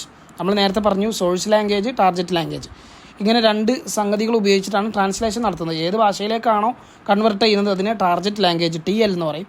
എവിടെ നിന്നാണോ ട്രാൻസ്ലേഷൻ നടത്തുന്നത് അതിന് സോഴ്സ് ലാംഗ്വേജ് SL എന്ന് പറയും. അപ്പോൾ ഈ SLലും SLലാണ് നമുക്ക് ഓൾറെഡി അറിവുണ്ടായിരിക്കുക. പിന്നെ അത് പഠിക്കേണ്ടത് ടാർഗറ്റ് ലാംഗ്വേജാണ്, TLലാണ്. അപ്പോൾ ഈ TLൽ കൃത്യമായിട്ട് എഴുതാനുള്ള കഴിവുണ്ടോ, അതുപോലെ ടെക്സ്റ്റ് കോംപ്രിഹെൻഷൻ, ടെക്സ്റ്റൊക്കെ മനസ്സിലാക്കാനുള്ള കഴിവുണ്ടോ, ട്രാൻസ്ലേഷൻ്റെ ടെക്നിക്കുമായി ബന്ധപ്പെട്ട കാര്യങ്ങൾ, ഇങ്ങനത്തെ കാര്യങ്ങളൊക്കെ ടെസ്റ്റ് ചെയ്യുന്ന ക്വസ്റ്റ്യൻസാണ് ഈ 3 മണിക്കൂറിലുണ്ടാവുക. Okay, there are a variety of language combinations that certification candidates can choose from, including English to Arabic, German, Polish, Hungarian, Chinese, അങ്ങനെ ഒരുപാട് ഭാഷകളുള്ള ഒരു സർട്ടിഫിക്കേഷൻ കോമ്പിനേഷൻ ഇതിലുണ്ടായിരിക്കും. ഓക്കെ, അപ്പോൾ ഏത് ഭാഷയും അറബിയൊക്കെ ഏറ്റവും ടോപ്പ് ലെവലിൽ കിടക്കുന്ന ഭാഷയാണ് ട്രാൻസ്ലേഷൻ ഫീൽഡിൽ. ഗ്ലോബലി ഏറ്റവും ഇൻ്റർനാഷണൽ ലെവലിൽ അറബിക്ക് നല്ല ചാൻസ് ഉണ്ട്. 3-ാമത്തെയോ 4-ാമത്തെയോ സ്ഥാനത്തൊക്കെ ഉള്ള ഭാഷയാണ് അറബി എന്ന് പറയുന്നത്. The ATA requires certified professionals to maintain their credential through continuing education. നല്ല എഡ്യൂക്കേഷൻ ഇതിന് ആവശ്യമാണെന്നാണ് പറയുന്നത്. അപ്പോൾ ATA സർട്ടിഫിക്കേഷനാണ് ഏറ്റവും വാലിഡിറ്റി ഉള്ള സർട്ടിഫിക്കേഷൻ എന്ന് പൊതുവെ അറിയപ്പെടുന്നത്. ഇനി ഹെൽത്ത് മേഖലയിൽ വർക്ക് ചെയ്യുന്ന അങ്ങനത്തെ ജോബ് താല്പര്യപ്പെടുന്ന ആളുകൾക്കുള്ള സർട്ടിഫിക്കേഷനാണ് CCHI, core certification health care എന്ന് പറയുന്ന മേഖല. Certification commission for health care interpreters. ഇത് ട്രാൻസ്ലേഷൻ മേഖലയിൽ നല്ല വാലിഡിറ്റി ഉള്ള ഒരു സർട്ടിഫിക്കേഷൻ പ്രോഗ്രാമാണ്. ഇതിൽ നമുക്ക് എന്തെങ്കിലും ഒരു ഡിഗ്രി വേണം. അതിന് പുറമെ ഹെൽത്ത് കെയർ ഇൻ്റർപ്രിട്ടേഷൻ പ്രൊഫഷണൽ ട്രെയിനിങ്ങോ അല്ലെങ്കിൽ അങ്ങനത്തെ എന്തെങ്കിലും മേഖലകളിൽ 40 hours ഒരു ട്രെയിനിങ് ഒക്കെ കംപ്ലീറ്റ് ആക്കിയിട്ട് വേണം ഈ എക്സാമിന് അപ്പിയർ ചെയ്യാൻ. ഇതൊരു 2 മണിക്കൂർ നീണ്ടു നിൽക്കുന്ന ഇൻ്റർപ്രിട്ടേഷൻ സർട്ടിഫിക്കേഷൻ പ്രോഗ്രാമാണ്. താല്പര്യപ്പെടുന്ന ആളുകൾക്കൊക്കെ അത് നന്നായിട്ട് പഠിച്ച് എഴുതാവുന്നതാണ്. നല്ല വാലിഡിറ്റിയുള്ള ഒരു എക്സാമാണ് CCHIൻ്റെ സർട്ടിഫിക്കേഷൻ എക്സാം. ഹെൽത്ത് മേഖലയിൽ വർക്ക് ചെയ്യുന്ന ആളുകൾക്കുള്ള CSCHI നൽകുന്ന മറ്റൊരു സർട്ടിഫിക്കേഷനാണ് CHI സർട്ടിഫിക്കേഷൻ. ഇതും സെയിം മേഖലയിൽ തന്നെ വർക്ക് ചെയ്യുന്ന ആളുകൾക്കാണ്. ഇത് ഒരു 60 minute ലോങ് ആയിട്ടുള്ള ഒരു എക്സാമിനേഷനാണ്. പ്രത്യേകമായിട്ടുള്ള മൊഡ്യൂളുകളും simultaneous interpreting vignettes, consecutive interpreting vignettes, sight translation proficiency, general translation skill, ഇതൊക്കെ ഉൾപ്പെടുന്ന ഒരു എക്സാമാണ്. ഒരു 60 minute, 1 മണിക്കൂറിൻ്റെ എക്സാമാണിത്. ഇതിലെല്ലാം ഇവർ ഈ പറയപ്പെട്ട സംഗതികളൊക്കെ ടെസ്റ്റ് ചെയ്യും. ഇത് മറ്റേ അതോറിറ്റിയുടെ, നേരത്തെ പറഞ്ഞ അതോറിറ്റിയുടെ തന്നെ എക്സാമിനേഷനാണിത്. മെഡിക്കൽ മേഖലയിൽ വർക്ക് ചെയ്യുന്നവർക്കുള്ള മറ്റൊരു സർട്ടിഫിക്കേഷനാണ് സർട്ടിഫൈഡ് മെഡിക്കൽ ഇൻ്റർപ്രറ്റർ, NBCMI നൽകുന്ന സർട്ടിഫിക്കറ്റ്. ഇതൊക്കെ ഏകദേശം ഒരേപോലെയുള്ള സർട്ടിഫിക്കറ്റ്സാണ്. വ്യത്യസ്തമായ ലാംഗ്വേജുകളിൽ ഈ സർട്ടിഫിക്കേഷൻ അവൈലബിൾ ആണ്. അതൊക്കെ ഇവിടെ കൊടുത്തിട്ടുണ്ട്, നിങ്ങൾക്കത് വായിച്ച് നോക്കിയാൽ മനസ്സിലാവും. ഇനി കോർട്ടിൽ ഇൻ്റർപ്രറ്ററായിട്ട് വർക്ക് ചെയ്യാൻ താല്പര്യമുള്ള ആളുകൾക്കുള്ള സർട്ടിഫിക്കേഷൻ പ്രോഗ്രാമാണ് ഫെഡറൽ കോർട്ട് ഇൻ്റർപ്രറ്റർ സർട്ടിഫിക്കേഷൻ എന്ന് പറയുന്നത്. ഇത് US ഫെഡറൽ കോർട്ട് സിസ്റ്റം നൽകുന്ന സർട്ടിഫിക്കേഷനാണ്. ഇത് നല്ല സ്കിൽ ആവശ്യമാണ്. കാരണം കോർട്ടിൽ അപ്പിയർ ചെയ്യുമ്പോൾ ആവശ്യമായിട്ട് വരുന്ന ട്രാൻസ്ലേഷൻ അതുപോലെ ഇൻ്റർപ്രിട്ടേഷനൊക്കെ ചെയ്യുന്ന ആളുകൾക്കുള്ള സർട്ടിഫിക്കേഷനാണ്. ഇത് നല്ല ക്വാളിഫൈഡ് ആയിട്ടുള്ള ആളുകൾക്കാണ് ഈ എക്സാം അപ്പിയർ ചെയ്യാൻ കഴിയുക. കാരണം അത്രയും ലോവുമായി ബന്ധപ്പെട്ട ടെർമിനോളജി അതുപോലെ ഫ്രേസസ് ഇതൊക്കെ നന്നായിട്ട് അറിഞ്ഞിരിക്കണം. കാരണം ലോവുമായി ബന്ധപ്പെട്ട് നമ്മുടെ സാധാരണ ഡെയിലി ലൈഫിൽ ഉപയോഗിക്കുന്ന വാക്കുകളായിരിക്കില്ല. കുറച്ചും കൂടിയും കടുകട്ടിയുള്ളതും കുറച്ചും കൂടിയും പ്രൊഫഷണലുമായിട്ടുള്ള പദങ്ങളായിരിക്കും. അപ്പോൾ അതൊക്കെ നന്നായി പഠിച്ച ആളുകൾക്ക് ഈ മേഖലകളിൽ പങ്കെടുക്കാം. 2 ഘട്ടങ്ങളിലായിട്ടാണ് ഈ എക്സാം ഉണ്ടാവുക.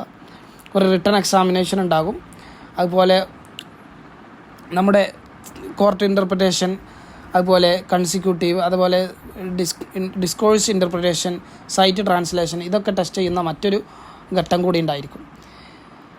അത് നമുക്ക് കൊളോക്കിയൽ ഫ്രേസസ്, അതുപോലെ ഫോമൽ ലാംഗ്വേജ്, അതുപോലെ ടെക്നിക്കൽ ടെർമിനോളജി, ഇതിലൊക്കെ ഉൾപ്പെടുന്ന ടെസ്റ്റായിരിക്കും ഉണ്ടായിരിക്കുക. അപ്പോൾ നന്നായിട്ട് പഠിച്ചിരിക്കണം എന്നുള്ളതാണ് ഈ വിഷയത്തിൽ ഓരോ ഫെഡറൽ കോർട്ട് ഇൻ്റർപ്രിറ്ററൊക്കെ ആവാൻ ആഗ്രഹിക്കുന്ന ആൾ മനസ്സിലാക്കിയിരിക്കേണ്ടത്. ഇനി 6ാമത്തേത് യുണൈറ്റഡ് നേഷൻസ് ട്രാൻസ്ലേഷൻ അക്രഡിറ്റേഷനാണ്. 2 ലാംഗ്വേജുകൾ, 2 അതിലധികമോ ലാംഗ്വേജുകൾ, അതായത് UN അംഗീകരിച്ചിട്ടുള്ള 2 അതിലധികമോ ലാംഗ്വേജുകൾ. ഉദാഹരണത്തിന് ഇപ്പോൾ ഫ്രഞ്ച്, ഇംഗ്ലീഷ്, അറബിക്, മാൻഡറിൻ, അതുപോലെ സ്പാനിഷ്, റഷ്യൻ, ഇങ്ങനത്തെ ഭാഷകളിലൊക്കെ നന്നായിട്ട് കഴിവുറ്റ ആളുകൾക്ക് കൊടുക്കുന്ന ട്രാൻസ്ലേഷൻ സർട്ടിഫിക്കേഷനാണ് ഈ യുണൈറ്റഡ് നേഷൻസ് ട്രാൻസ്ലേഷൻ അക്രഡിറ്റേഷൻ എന്ന് പറയുന്നത്. ഇതിന് നമ്മുടെ കാൻഡിഡേറ്റിൻ്റെ പ്രൊഫിഷ്യൻസി, പ്രൈമറി ലാംഗ്വേജിലുള്ള പ്രൊഫിഷ്യൻസി അവർ ടെസ്റ്റ് ചെയ്യും. അതുപോലെ ഇത്രയും നേരത്തെ പറഞ്ഞ ഭാഷകളിലാണ് ഇവരെന്ത് ചെയ്യുന്നത്, ഈ സർട്ടിഫിക്കേഷൻ നൽകുന്നത്.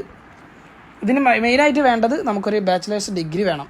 അതുപോലെ നേരത്തെ പറഞ്ഞതുപോലെ മെയിൻ ലാംഗ്വേജിൽ നിന്ന് 2 ഭാഷകളിലേക്ക്, UN അംഗീകരിച്ച 2 ഭാഷകളിലേക്ക് ട്രാൻസ്ലേഷൻ നടത്താനുള്ള എബിലിറ്റി ഉണ്ടായിരിക്കണം. ഇതാണ് അതിന് വേണ്ടിയിട്ടുള്ള റിക്വയർമെൻറ്റ് വരുന്നത്. ഇനിയുള്ളത് CTP, സർട്ടിഫൈഡ് ട്രാൻസ്ലേഷൻ പ്രൊഫഷണൽ ഡെസിഗ്നേഷനാണ്. അത് ഗ്ലോബൽ ട്രാൻസ്ലേഷൻ ഇൻസ്റ്റിറ്റ്യൂട്ട് നൽകുന്ന ഒരു സർട്ടിഫിക്കേഷൻ പ്രോഗ്രാമാണ് GTI എന്ന് പറയും. 23 വ്യത്യസ്തമായ ഭാഷകളിലുള്ള ഒരു അവൈലബിൾ ആയിട്ടുള്ള കോഴ്സാണിത്. ഇത് എന്ത് ചെയ്യാം, വീട്ടിലിരുന്നു കൊണ്ട് തന്നെ പഠിക്കാം. ഇത് സർട്ടിഫിക്കേഷൻ എടുക്കുന്ന ആളുകൾക്ക് സ്വന്തമായിട്ട് ട്രാൻസ്ലേഷൻ കമ്പനികളൊക്കെ സ്റ്റാർട്ട് ചെയ്യാവുന്ന രീതിയിലുള്ള ഒരു സർട്ടിഫിക്കേഷൻ പ്രോഗ്രാമാണ്. അപ്പോൾ നിങ്ങൾക്കൊക്കെ ഞാൻ സജസ്റ്റ് ചെയ്യുന്നത് CTP ആണ്, അല്ലെങ്കിൽ ATA. നോർമൽ ട്രാൻസ്ലേഷൻ ആഗ്രഹിക്കുന്ന ആളുകൾക്ക് ഏറ്റവും ബെറ്റർ ആയിട്ടുള്ളത് ആദ്യം പറഞ്ഞ ATAയുടെ സർട്ടിഫിക്കേഷനോ അല്ലെങ്കിൽ അവസാനമായിട്ട് ഇപ്പോൾ പറയുന്ന CTPയുടെ സർട്ടിഫിക്കേഷനോ ആണ്. ഇത് ഞാൻ നിങ്ങൾക്ക് സജസ്റ്റ് ചെയ്യുന്നു. അപ്പോൾ ഈ സർട്ടിഫിക്കേഷൻ പ്രോഗ്രാമുകളൊക്കെ ചെയ്ത് കഴിഞ്ഞാൽ നിങ്ങൾക്ക് നല്ല ജോലി സാധ്യതകളിലേക്ക് പ്രവേശിക്കാവുന്നതാണ്. ഇനി നമുക്ക് അടുത്തൊരു ടോപ്പിക്കായിട്ട് നോക്കാവുന്നത് how to get an online translation job എന്നുള്ളതാണ്. എങ്ങനെ നമുക്ക് ഒരു ഓൺലൈനായിട്ട് ട്രാൻസ്ലേഷൻ ജോബ് നേടിയെടുക്കാം. സർട്ടിഫിക്കേഷനൊന്നും ഇല്ലാത്ത ആളുകൾക്ക് ഉപകാരപ്പെടുന്ന ഒരു കാര്യമാണിത്. എങ്ങനെ ഓൺലൈനിൽ ജോബ് ചെയ്യാം എന്നുള്ളത്. സർട്ടിഫിക്കേഷൻ ഇല്ലാതെ ഒരുപാട് ആളുകൾ ട്രാൻസ്ലേറ്ററായിട്ട് വർക്ക് ചെയ്യുന്നുണ്ട്. അതൊക്കെ എങ്ങനെയാണെന്നുള്ളത് നമുക്ക് നോക്കാം. അപ്പോൾ എന്താണ് ഓൺലൈനായിട്ടുള്ള ട്രാൻസ്ലേഷൻ ജോബ്സ് എന്ന് നമുക്ക് നോക്കാം. What are online translation jobs? Online translation jobs എന്ന് പറഞ്ഞാൽ ഓഡിയോ ഫയലിനെ റിട്ടൺ ടെക്സ്റ്റാക്കി മാറ്റി കൊടുക്കുക, അതുപോലെ ലൈവ് വീഡിയോ അല്ലെങ്കിൽ ലൈവ് ഓഡിയോ ട്രാൻസ്ലേഷൻ നടത്തി കൊടുക്കുക,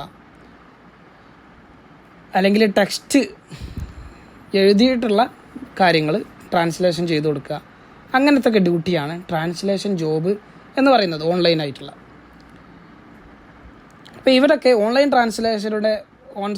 ട്രാൻസ്ലേഷൻ നടത്തുന്ന ആളുടെ പ്രധാനപ്പെട്ട ഒരു ഉത്തരവാദിത്വം എന്ന് വെച്ചാൽ അവർക്ക് ബിസിനസ് നൽകുന്ന കണ്ടൻറ്റ് അല്ലെങ്കിൽ ട്രാൻസ്ലേഷൻ നൽകുന്ന വ്യക്തി അവർ എന്തൊക്കെയാണോ നൽകുന്നത് അതിനെ ആശ്രയിച്ചിരിക്കും.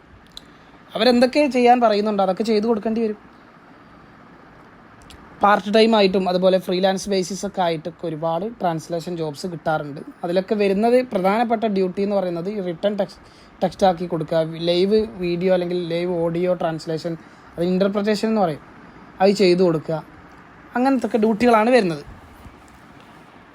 ഓൺലൈൻ ട്രാൻസ്ലേഷൻ ജോബ് എന്താണെന്ന് നിങ്ങൾ മനസ്സിലാക്കി കഴിഞ്ഞു. ഇനി എങ്ങനെ ഇതിന് നമ്മൾ ക്വാളിഫൈ ആവുന്നതാണ്. How to qualify for an online translation job. ഒരു ഓൺലൈൻ ട്രാൻസ്ലേഷൻ ജോബിന് എന്തൊക്കെ കാര്യങ്ങളിലൂടെയാണ് നമ്മളതിന് യോഗ്യരായി മാറുന്നത് എന്ന് നമുക്ക് സ്റ്റെപ്പ് ബൈ സ്റ്റെപ്പായിട്ട് നോക്കാം. ആദ്യമായിട്ട് നിങ്ങൾക്ക് വേണ്ടത് അസസ് യുവർ കറൻറ്റ് സ്കിൽസ്. നിങ്ങളുടെ നിലവിലുള്ള കഴിവുകൾ, ട്രാൻസ്ലേഷൻ ജോബ് ചെയ്യാനാണ് നിങ്ങൾ ആഗ്രഹിക്കുന്നത് ഓൾറെഡി. അപ്പോൾ നിങ്ങൾക്ക് നിലവിലുള്ള സ്കില്ലുകൾ എന്തൊക്കെയാണ് അത് നിങ്ങളൊന്ന് തിട്ടപ്പെടുത്തണം. എന്തൊക്കെയാണ് എൻ്റെ കഴിവുകൾ? അപ്പോൾ നിങ്ങളുടെ കഴിവുകൾ എന്തൊക്കെയാണെന്ന് നിങ്ങൾ തിട്ടപ്പെടുത്തുമ്പോൾ നിങ്ങളുടെ കഴിവില്ലായ്മകൾ എന്തൊക്കെയാണ്, നിങ്ങളുടെ വീക്ക്നെസ്സുകൾ എന്തൊക്കെയാണ് എന്നൊക്കെ നിങ്ങൾക്ക് കൃത്യമായിട്ട് മനസ്സിലാക്കാനും നിങ്ങളുടെ സ്ട്രെങ്ത് എന്താണെന്നും നിങ്ങൾക്ക് മനസ്സിലാക്കാൻ കഴിയും. അപ്പോൾ നിങ്ങൾക്ക് ഇതിന് ഫ്ലുവൻസി അസസ്മെൻറ്റ് നടത്താം.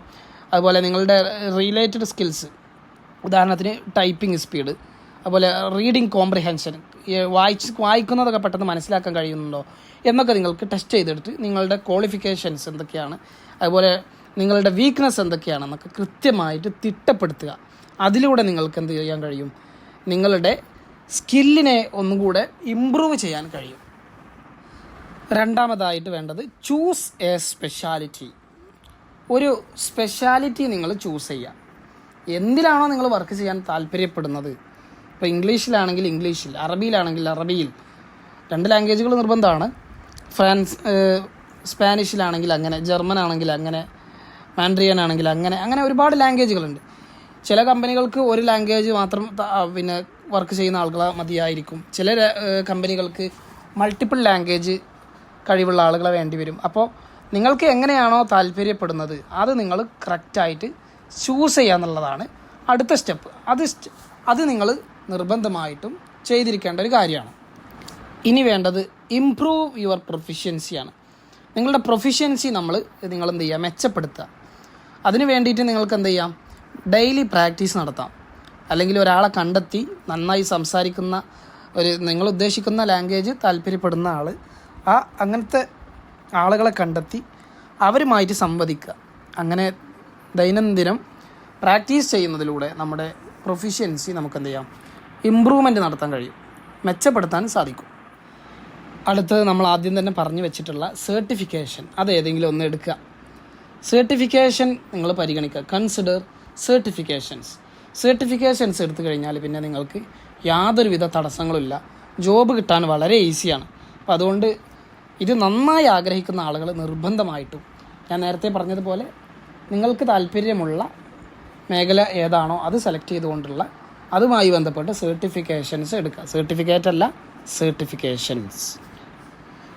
സർട്ടിഫിക്കേഷൻ എടുത്തു കഴിഞ്ഞാൽ നിങ്ങളൊരു സർട്ടിഫൈഡ് ട്രാൻസ്ലേറ്ററായി ഇനി നിങ്ങൾക്ക് ജോബിലേക്ക് പ്രവേശിക്കാം. അപ്പോൾ become A certified translator and interpreter. നല്ല കഴിവുള്ള ഒരു ട്രാൻസ്ലേറ്ററായിട്ട് നിങ്ങൾ മാറുക. ഇതിൽ വക്രബുദ്ധി ഉപയോഗിക്കാനോ ഒന്നും കഴിയില്ല. കാരണം ഇൻ്റർപ്രിട്ടേഷൻ എന്ന് പറഞ്ഞാൽ തീരെ വക്രബുദ്ധി ഉപയോഗിക്കാൻ കഴിയാത്തൊരു മേഖലയാണ്. ട്രാൻസ്ലേറ്റർ ആകുമ്പോൾ നിങ്ങൾക്ക് ടൂൾസൊക്കെ ഉപയോഗിച്ചിട്ട് ചെയ്യാൻ കഴിയും. അത് നിങ്ങൾക്ക് ബേസിക് നോളജ് ഉണ്ടായാൽ പോലും കഴിയും. എന്നാൽ ഇൻ്റർപ്രിട്ടേഷൻ അങ്ങനെയല്ല, അത് ലൈവാണ്. അപ്പോൾ അതിന് കുറച്ചും കൂടി സ്കില്ല് വേണം. അപ്പോൾ നിങ്ങൾ നന്നായിട്ട് സർട്ടിഫൈഡ് ആയിട്ട് ട്രാൻസ്ലേറ്റർ ആവാനുള്ള ശ്രമങ്ങൾ ഇതിലൂടെ നടത്തുക. ഇനി വേണ്ടത് ലേൺ ഇൻഡസ്ട്രി ജാർഗണാണ്. എന്താണ് ഇൻഡസ്ട്രി ജാർഗൺ എന്ന് പറഞ്ഞാൽ? ഏതെങ്കിലും ഇൻഡസ്ട്രിയിലായിരിക്കും നിങ്ങൾ വർക്ക് ചെയ്യുന്നുണ്ടാവുക. ഉദാഹരണത്തിന് ഓട്ടോമോട്ടീവോ അല്ലെങ്കിൽ ഓയിൽ കമ്പനിയോ അല്ലെങ്കിൽ ടൂറിസം കമ്പനിയോ അങ്ങനെ ഓരോ കമ്പനികളുണ്ടാവും. ഇതൊക്കെ ഓരോ ഇൻഡസ്ട്രികളാണ്. ലോ അല്ലെങ്കിൽ മെഡിസിൻ ഇങ്ങനെയൊക്കെ ഓരോ ഇൻഡസ്ട്രികളാണ്. അപ്പോൾ ഈ ഇൻഡസ്ട്രികളിൽ വർക്ക് ചെയ്യുന്ന സമയത്ത് ആ ഇൻഡസ്ട്രിയുമായി ബന്ധപ്പെട്ട ടെർമിനോളജി പഠിക്കണം. അതാണ് ഇൻഡസ്ട്രി ജാർഗൺ എന്ന് പറയുന്നത്. അത് നിങ്ങൾ നന്നായിട്ട് പഠിക്കുക. ഓക്കെ. ഇനിയുള്ളത് നിങ്ങൾ പഠിച്ചതനുസരിച്ച് നിങ്ങൾ ഏത് മേഖലയിലാണോ വർക്ക് ചെയ്യാൻ ഉദ്ദേശിക്കുന്നത് ആ മേഖലയുമായി ബന്ധപ്പെട്ടുള്ള പ്രോജക്റ്റുകൾ തയ്യാറാക്കുക. സാമ്പിളായിട്ടുള്ള പ്രോജക്റ്റുകൾ തയ്യാറാക്കുക. അങ്ങനെ നന്നായിട്ട് നിങ്ങളുടെ സ്കില്ല് വർദ്ധിപ്പിക്കാൻ ഈ പ്രോജക്റ്റുകൾ പ്രിപ്പയർ ചെയ്യുന്നത് സഹായിക്കും. ഓക്കെ. പിന്നെ അതുപോലെ നിങ്ങൾ ഒരു കമ്പനിയിൽ വർക്ക് ചെയ്യാൻ പോകുന്ന സമയത്ത് അവർക്ക് നിങ്ങൾ ചെയ്ത വർക്കുകളൊക്കെ കാണിച്ചു കൊടുക്കാനും അതൊക്കെ കഴിയും. അപ്പോൾ ഇങ്ങനത്തെ സംഭവങ്ങൾ, അതായത് നിങ്ങൾക്ക് ഫ്രീലാൻസ് ആയിട്ട് ക്ലയൻറ്റിനൊക്കെ കിട്ടുകയാണെങ്കിൽ അവർക്കൊക്കെ നിങ്ങളുടെ വർക്ക് കാണിച്ചു കൊടുത്തിട്ട് നിങ്ങൾക്ക് വർക്ക് പിടിക്കാനൊക്കെ സാധിക്കുന്ന ഒരു മേഖല കൂടിയാണ് ഈ സാമ്പിൾ പ്രോജക്റ്റുകൾ പ്രിപ്പറേഷൻ ചെയ്യുക എന്നുള്ളത്. ഇനിയുള്ളത് നിങ്ങൾ ചെയ്യുന്ന വർക്കുകൾ ഫുള്ള് കംപ്ലീറ്റ് പ്യുവർ ആവണമെന്നില്ല. ഒരുപാട് തെറ്റുകളുണ്ടായിരിക്കും. ഈ തെറ്റുകളൊക്കെ നിങ്ങൾ ഓൺലൈൻ ട്രാൻസ്ലേഷൻ സോഫ്റ്റ്വെയറുകൾ ഉപയോഗിച്ചുകൊണ്ട് സൈറ്റുകളുണ്ട്. Google translation, machine translation, localisation ഇങ്ങനെയൊക്കെ ഒരു സംഭവങ്ങളുണ്ട്. ഇതൊക്കെ ഉപയോഗിച്ചുകൊണ്ട് കമ്പ്യൂട്ടർ അസിസ്റ്റഡ് ട്രാൻസ്ലേഷൻ CAT അതൊക്കെ ഉപയോഗിച്ച് CAT ടൂൾസ് ഇതൊക്കെ ഉപയോഗിച്ചുകൊണ്ട് എന്ത് ചെയ്യുക, നിങ്ങൾ പ്രാക്ടീസ് ചെയ്യുക. അപ്പോൾ നിങ്ങളുടെ തെറ്റുകൾ കണ്ടെത്താനും അതിൻ്റെ കറക്റ്റായിട്ടുള്ള യൂസേജ് മനസ്സിലാക്കാനൊക്കെ നിങ്ങൾക്ക് സാധിക്കും. ഇനിയുള്ളത് നിങ്ങളുടെ CV നിങ്ങൾ അപ്ഡേറ്റ് ചെയ്യുക എന്നുള്ളതാണ്. ഒരു ജോബ് കിട്ടാൻ നിർബന്ധമായിട്ടും ആവശ്യമായിട്ടുള്ള ഒരു ഡോക്യുമെൻ്റാണ് CV എന്ന് പറയുന്നത്. അപ്പോൾ നിങ്ങൾ സർട്ടിഫിക്കേഷനും അതുപോലെ ക്വാളിഫിക്കേഷനൊക്കെ കിട്ടിക്കഴിഞ്ഞാൽ നിങ്ങളുടെ റെസ്യൂം എന്ത് ചെയ്യുക, നിങ്ങൾ അപ്ഡേറ്റ് ചെയ്തുകൊണ്ടിരിക്കുക. അതിൽ നിങ്ങൾ ചെയ്യുന്ന വർക്കുകളെക്കുറിച്ചൊക്കെ എക്സ്പീരിയൻസൊക്കെ ഉദ്ദേശിച്ചുകൊണ്ട് വർക്കുകളൊക്കെ അതിൽ ആഡ് ചെയ്യുക. ഇത് നിങ്ങൾ നിരന്തരം ചെയ്തുകൊണ്ടിരിക്കുക. ഇത് നിങ്ങൾക്ക് ജോബ് കിട്ടാൻ സാധ്യത കൂട്ടുകയാണ് ചെയ്യുന്നത്. ഇതൊക്കെയാണ് നിങ്ങൾക്കൊരു ഓൺലൈനായിട്ടുള്ള ജോബ് കിട്ടാനുള്ള വിവിധ സ്റ്റെപ്പുകൾ എന്ന് പറയുന്നത്. ഓൺലൈൻ വഴി ചെയ്യുന്ന ട്രാൻസ്ലേഷന് ആവശ്യമായിട്ടുള്ള സ്റ്റെപ്സ്, അത് കിട്ടാനായിട്ടുള്ള സ്റ്റെപ്പുകൾ എന്തൊക്കെയാണെന്ന് വിശദമായിട്ട് ഞാൻ പറയുകയുണ്ടായി. ഇനി നമുക്ക് ട്രാൻസ്ലേഷൻ ജോബ്സ്, നമ്മൾ വീട്ടിൽ നിന്ന് തന്നെ ചെയ്യാവുന്ന വ്യത്യസ്ത തരം മറ്റു ട്രാൻസ്ലേഷൻ ജോബ്സുകൾ എന്തൊക്കെയാണ് എന്ന് നോക്കാം. ഏറ്റവും പ്രധാനപ്പെട്ട ഒരു ട്രാൻസ്ലേഷൻ ജോബാണ് ട്രാൻസ്ക്രിപ്ഷൻ എന്ന് പറയുന്നത്. ഇതൊക്കെ ട്രാൻസ്ലേഷനുമായി ബന്ധപ്പെട്ടതാണ്, അതുകൊണ്ടാണ് ഇത് വ്യക്തമായിട്ട് പറയുന്നത്. ട്രാൻസ്ക്രിപ്ഷൻ എന്ന് പറഞ്ഞാൽ is the act of turning spoken words into written text blocks. സംസാരത്തിനെ റിട്ടൺ ടെക്സ്റ്റാക്കി മാറ്റുന്ന സിസ്റ്റമാണ് ട്രാൻസ്ക്രിപ്ഷൻ എന്ന് പറയുന്നത്. ഇതൊക്കെ ഒരുപാട് ട്രാൻസ്ലേഷൻ ജോബുകളിൽ വരുന്ന ഡ്യൂട്ടികളിൽപ്പെട്ട ഒരു പ്രധാനപ്പെട്ട ഒരു ഡ്യൂട്ടിയാണ് ട്രാൻസ്ക്രിപ്ഷൻ എന്ന് പറയുന്നത്. അതിൽ നമ്മുടെ പ്രധാനപ്പെട്ട ജോലി എന്ന് പറയുന്നത് ഓഡിയോ അതൊരു സെർച്ചബിൾ ആയിട്ടുള്ള റീഡബിൾ ആയിട്ടുള്ള ആർക്കീവാക്കി മാറ്റി കൊടുക്കുക എന്നുള്ളതാണ്. ഈ ട്രാൻസ്ലേഷൻ ചെയ്യുന്ന ആളുകൾക്ക്, ഈ ട്രാൻസ്ക്രിപ്ഷൻ വർക്ക് ചെയ്യുന്ന ആളുകളുടെ പ്രധാനപ്പെട്ട ജോബ് ടൈറ്റിൽ എന്ന് പറയുന്നത് ഇതൊക്കെയാണ്: ക്ലോസ്ഡ് ക്യാപ്ഷൻ ട്രാൻസ്ലേറ്റർ, അതുപോലെ സബ് ടൈറ്റിൽ ട്രാൻസ്ലേറ്റർ, ഇതൊക്കെ ഈ സെക്ഷനിൽ വരുന്നതാണ്. Captioning editor, bilingual transcriptionist, analytic linguist, ഇങ്ങനെയൊക്കെ ആയിരിക്കും ഇതിൻ്റെ ജോബ് ഹയറിങ്ങിൽ വരുന്ന ടൈറ്റിലുകൾ. അപ്പോൾ ഇതൊക്കെ ആണ് നിങ്ങൾ കാണുന്നതെങ്കിൽ മനസ്സിലാക്കാതെ ട്രാൻസ്ക്രിപ്ഷൻ ആയിരിക്കുമെന്ന്. ഇങ്ങനെയൊക്കെയാണ് അതിൻ്റെ ജോബ് ടൈറ്റിലായിട്ട് വരുന്നത്. മറ്റൊന്നാണ് ട്രാൻസ്ലേറ്റർ അല്ലെങ്കിൽ ഇൻ്റർപ്രറ്റർ എന്ന് പറയുന്ന ജോബ്. ഇതൊക്കെ എന്ന് പറഞ്ഞാൽ ലൈവായിട്ട് നടത്തുന്ന ട്രാൻസ്ലേഷനാണ് ഇവിടെ ഉദ്ദേശിച്ചിട്ടുള്ളത്. ലൈവായിട്ട് ട്രാൻസ്ലേഷൻ നടത്തുക എന്ന് പറഞ്ഞാൽ അത് വലിയ സ്കില്ലാണ്. കാരണം നമ്മളതൊരു കാര്യം കേൾക്കുന്നു, നമ്മളത് മൈൻഡിൽ സെറ്റായിട്ട് നമ്മളത് പുറത്തേക്ക് ഡെലിവർ ചെയ്യുന്നു. ഈ തസ്തിക എന്നൊക്കെ പറഞ്ഞാൽ ഇപ്പോൾ ഉദാഹരണത്തിന് അതിൻ്റെ തസ്തികയിൽ പെട്ടതാണ് American sign language interpreter, phone interpreter, government interpreter, video translator, court interpreter, distance learning interpreter, ഇതൊക്കെ ആ മേഖലയിൽ വരുന്ന ഒരു തസ്തികയാണ്. നിങ്ങൾക്കിതൊക്കെ ഗൂഗിളിൽ സെർച്ച് ചെയ്ത് കഴിഞ്ഞാൽ മനസ്സിലാവും. ഇങ്ങനത്തെ ജോബ്സ് ടൈറ്റിൽസ് ഒരുപാടുണ്ട്. ഇനി അടുത്തത് ടെക്സ്റ്റ് ട്രാൻസ്ലേഷനാണ്. ടെക്സ്റ്റ് ട്രാൻസ്ലേഷൻ എന്ന് പറയുമ്പോൾ നമുക്ക് ഡോക്യുമെൻറ്റ്സ് തരുന്നു, അത് നമ്മൾ ട്രാൻസ്ലേഷൻ ചെയ്തു കൊടുക്കുന്നു. എല്ലാ കമ്പനികൾക്കും ലൈവായിട്ടുള്ള ട്രാൻസ്ലേഷൻ അല്ല ആവശ്യം. പെട്ടെന്ന് ഇൻസ്റ്റൻ്റ് ആയിട്ടുള്ള ട്രാൻസ്ലേഷൻ ആവശ്യമില്ലാത്ത കമ്പനികളുണ്ട്. അവരുടെ ട്രാൻസ്ലേഷൻ ഇങ്ങനെയൊക്കെ ആയിരിക്കും. അതിൽ വരുന്നതാണ് ഡോക്യുമെൻറ്റുകൾ ട്രാൻസ്ലേഷൻ ചെയ്ത് കൊടുക്കുന്ന ജോബ്, ടെക്നിക്കൽ ട്രാൻസ്ലേറ്റർ, അതുപോലെ website text translator, copy writing translation, അതുപോലെ ബുക്ക് ട്രാൻസ്ലേഷൻ, ഇതൊക്കെ അതിൽ വരുന്നതാണ്. അപ്പോൾ ഈ മേഖലയിൽ നല്ല സ്കോപ്പ് ഉണ്ട്. ഇനി വരുന്നത് ക്വാളിറ്റി അഷുറൻസ് ആണ്. ക്വാളിറ്റി അഷുറൻസ് എന്ന് പറയുമ്പോൾ ട്രാൻസ്ലേഷൻ നടത്തിയ ഒരു ടെക്സ്റ്റ് അല്ലെങ്കിൽ ഒരു കോണ്ടൻറ്റ് അത് നമ്മൾ നോക്കിയിട്ട് അത് വാലിഡിറ്റി ഉള്ളതാണോ, വാലിഡാണോ, അതുപോലെ അത് തെറ്റില്ലാത്തതാണോ, അത് കൃത്യമാണോ, അക്യൂറേറ്റ് ആണോ എന്നൊക്കെ നോക്കുന്ന ജോബുണ്ട്. അതിനാണ് ക്വാളിറ്റി അഷുറൻസ് എന്ന് പറയുക. ഇത് വരുന്ന ജോബ് ടൈറ്റിൽസ് എന്നൊക്കെ പറഞ്ഞാൽ അവരുടെ റോൾസ് വരുന്നത് translation quality manager, search evaluator, bilingual proofreader, English annotator, translation editor, localisation engineer, ഇങ്ങനത്തെ തസ്തികകളാണ് വരുന്നത്. ഇതിലൊക്കെ നല്ല ജോബ് സ്കോപ്പ് ഉണ്ട്. ഇത്രയും റോൾസ്, അതായത് ഇത്രയും ജോബ് ടൈറ്റിൽസ് ട്രാൻസ്ലേഷൻ മേഖലയിലുണ്ട്. നിങ്ങൾക്ക് കുറേ അറിയാത്ത മേഖലകളായിരിക്കും ഞാനിപ്പോൾ വിശദീകരിച്ചതല്ല എന്ന് നിങ്ങൾക്ക് മനസ്സിലായിട്ടുണ്ടാവും. ഇനി ഇൻ്റർപ്രറ്റേഴ്സിൻ്റെയും അതുപോലെ ട്രാൻസ്ലേറ്റേഴ്സിൻ്റെയും ഒക്കെ സാലറി നമ്മുടെ ഇന്ത്യ രാജ്യത്ത് എങ്ങനെയാണ് എന്നുള്ളത് കൂടെ നമുക്ക് പരിശോധിച്ച് ഇത് വൈൻഡപ്പ് ചെയ്യാം. പൊതുവേ ഇന്ത്യയിൽ ഒരു ട്രാൻസ്ലേറ്ററുടെ ആവറേജ് സാലറി അല്ലെങ്കിൽ ഒരു ഇൻ്റർപ്രറ്ററുടെ ആവറേജ് സാലറി എന്ന് പറയുന്നത് 95,000 മുതലാണ് ഒരു മാസത്തിൽ. അതുപോലെ the average additional cash compensation for a interpreter for a translator in India is 73,000 രൂപയൊക്കെയാണ് ഒരു ആവറേജ് അഡീഷണൽ ക്യാഷ് കോമ്പൻസേഷൻ എന്ന് പറയുന്നത്. 60,000 മുതൽ 86,000 വരെ ആകാം. ഇതൊക്കെ ഒരു 27 salaries submitted anonymously to Glassdoor എന്ന് പറയുന്ന ഒരു കമ്പനിയുണ്ട്. ആ കമ്പനിയുടെ ഏകദേശം ഒരു കണക്കെടുപ്പ് പ്രകാരമുള്ള ഒരു കണക്കാണ് ഇപ്പോൾ ഈ പറയുന്നത്. ഓക്കെ, ഇവിടെ നിങ്ങൾക്ക് നോക്കിയാൽ മനസ്സിലാകും. വലിയ കമ്പനികളാണ് ഇവിടെ കൊടുത്തിട്ടുള്ളത്. ആമസോണിൽ പെർ ഇയറാണ് ഇവിടെ കൊടുത്തിട്ടുള്ളത് 5,39,999. അതുപോലെ ഡാറ്റ മാർക്ക്, ടെക്സാസിലുള്ള ഡാറ്റ മാർക്ക്, ഇതൊക്കെ ഇന്ത്യൻ കമ്പനികളാണ്. ഇന്ത്യൻ കമ്പനി എന്ന് പറഞ്ഞാൽ ഇന്ത്യയിൽ അവരുടെ കമ്പനിയിൽ കൊടുക്കുന്ന സാലറി. അതുപോലെ IBMൽ 5 lakh to 6 lakh, അതുപോലെ ഫ്രീലാൻസർ എന്നുള്ള കമ്പനി, ഇതൊക്കെ കമ്പനിയാണ്. ഇൻ്റർപ്രറ്റേഴ്സ് ആൻഡ് ട്രാൻസ്ലേറ്റേഴ്സ് ഇതിലൊക്കെ കൊടുത്തിട്ടുള്ള സാലറികൾ നിങ്ങൾക്ക് നോക്കിയാൽ മനസ്സിലാവും. മറ്റ് കമ്പനികളാണ് വിപ്രോ, അതുപോലെ ടെലി പെർഫോമൻസ്, NTT ഡാറ്റ, അതുപോലെ നഗാരോ, ഇങ്ങനത്തെ കമ്പനികൾ. ഇവരുടെയൊക്കെ സാലറി നോക്കിയാൽ നിങ്ങൾക്ക് മനസ്സിലാവും. അതുപോലെ Samsung electronics, north American corporation, NEC corporation, Apollo hospitals, അതുപോലെ T-Systems, ഇവരുടെയൊക്കെ സാലറി ഇവിടെ കൊടുത്തിട്ടുണ്ട്. നിങ്ങൾക്ക് വായിച്ചു നോക്കാം. അപ്പോളോ ഹോസ്പിറ്റലൊക്കെ മെഡിക്കൽ മേഖലയിൽ വലിയ സാലറി കൊടുക്കുന്ന കമ്പനിയാണ്. അത് പ്രത്യേകം മനസ്സിലാക്കുക. അവസാനമായിട്ട് ഏറ്റവും കൂടുതൽ പേയ്മെൻറ്റ് കിട്ടുന്ന ട്രാൻസ്ലേറ്റർമാർ ഏത് ഭാഷകളിലാണ്? 10 ലാംഗ്വേജുകളാണ് ഇവിടെ പറയുന്നത്. നിങ്ങൾക്കിതൊക്കെ ഒന്ന് ടെസ്റ്റ് ചെയ്യാവുന്നതാണ്. ആ 10 ഭാഷകളും കൃത്യമായിട്ട് മനസ്സിലാക്കാം. German, Mandarin, Arabic, French, Japanese, Hindi, Spanish, Italian, Russian, Portuguese, ഇങ്ങനെയാണ് അവരുടെ സ്റ്റെപ്പ് വരുന്നത്. നമ്മുടെ അറബി 3ാം സ്ഥാനത്താണ്. ഇംഗ്ലീഷ് പിന്നെ ഒരു ഗ്ലോബൽ ലാംഗ്വേജ് ആയതുകൊണ്ട് അതിനെന്നും ഒന്നാമത്തെ സ്ഥാനം തന്നെയാണ്. അതിന് ശേഷമുള്ള സ്ഥാനങ്ങളാണ് ഇവിടെ പറഞ്ഞിട്ടുള്ളത്. ജർമ്മന് നല്ല സ്കോപ്പുണ്ട്. ജർമ്മൻ ഇപ്പോൾ നമ്മുടെ നാട്ടിലൊക്കെ അവൈലബിൾ ആണ്. ഇപ്പോൾ പഠിക്കാൻ താല്പര്യമുള്ള ആളുകൾക്കൊക്കെ അതിൻ്റെ ഓരോ സ്റ്റേജ് പഠിച്ച് നന്നായിട്ട് പ്രാക്ടീസ് ചെയ്ത് പോകാൻ നല്ല സ്കോപ്പാണ്. കാരണം ഇതിന് ആളുകൾ കുറവാണ്. അതുകൊണ്ട് ആളുകൾ കുറവുള്ള ലാംഗ്വേജാണ് നിങ്ങളെപ്പോഴും പഠിക്കേണ്ടത്. എന്നാൽ അതിന് സ്കോപ്പും സാലറിയും കൂടും. ഇപ്പോൾ ഹിബ്രു അങ്ങനത്തെ ഭാഷകൾക്കൊക്കെ നല്ല സ്കോപ്പ് നമ്മുടെ നാട്ടിൽ ഓൾറെഡി ഉണ്ട്. കണ്ടൻറ്റ് ചെക്കറായിട്ട് ഇപ്പോൾ ഫേസ്ബുക്കിലൊക്കെ ഒരുപാട് കണ്ടൻറ്റ് ചെക്കിങ്ങിന്, അതുപോലെ കണ്ടൻറ്റ് ചെക്കിങ്ങുമായി ബന്ധപ്പെട്ട ഒരുപാട് ടൈറ്റുകളുണ്ട്. ഈ ടൈറ്റുകളൊക്കെ വർക്ക് ചെയ്യാൻ താല്പര്യമുള്ള ആളുകൾക്ക് ഹൈദരാബാദ് ഹൈടെക് സിറ്റിയിലൊക്കെ പോയാൽ നല്ല സ്കോപ്പുകളുണ്ട്. അപ്പോൾ അതൊക്കെ പഠിച്ചു കഴിഞ്ഞാൽ നല്ല സ്കോപ്പാണ്, നല്ല സാലറിയാണ്, നല്ല എഫേർട്ട് എടുക്കണം അത് പഠിക്കാൻ. അപ്പോൾ ഇത്രയും ഭാഗങ്ങളാണ് ട്രാൻസ്ലേഷനുമായി ബന്ധപ്പെട്ട് വളരെ യൂസ്ഫുൾ ആയിട്ടുള്ള ഇൻഫർമേഷൻ നിങ്ങൾക്ക് നൽകിയത്.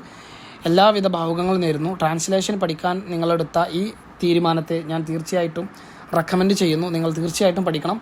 നല്ല ഒരു ട്രാൻസ്ലേറ്ററായിട്ട് വർക്ക് ചെയ്യാനുള്ള താല്പര്യമുള്ളത് കൊണ്ട് മാത്രമാണ് നിങ്ങൾ ഈ വീഡിയോ മുഴുവനായിട്ടും അവസാനം വരെ കണ്ടത് എന്ന് ഞാൻ മനസ്സിലാക്കുന്നു.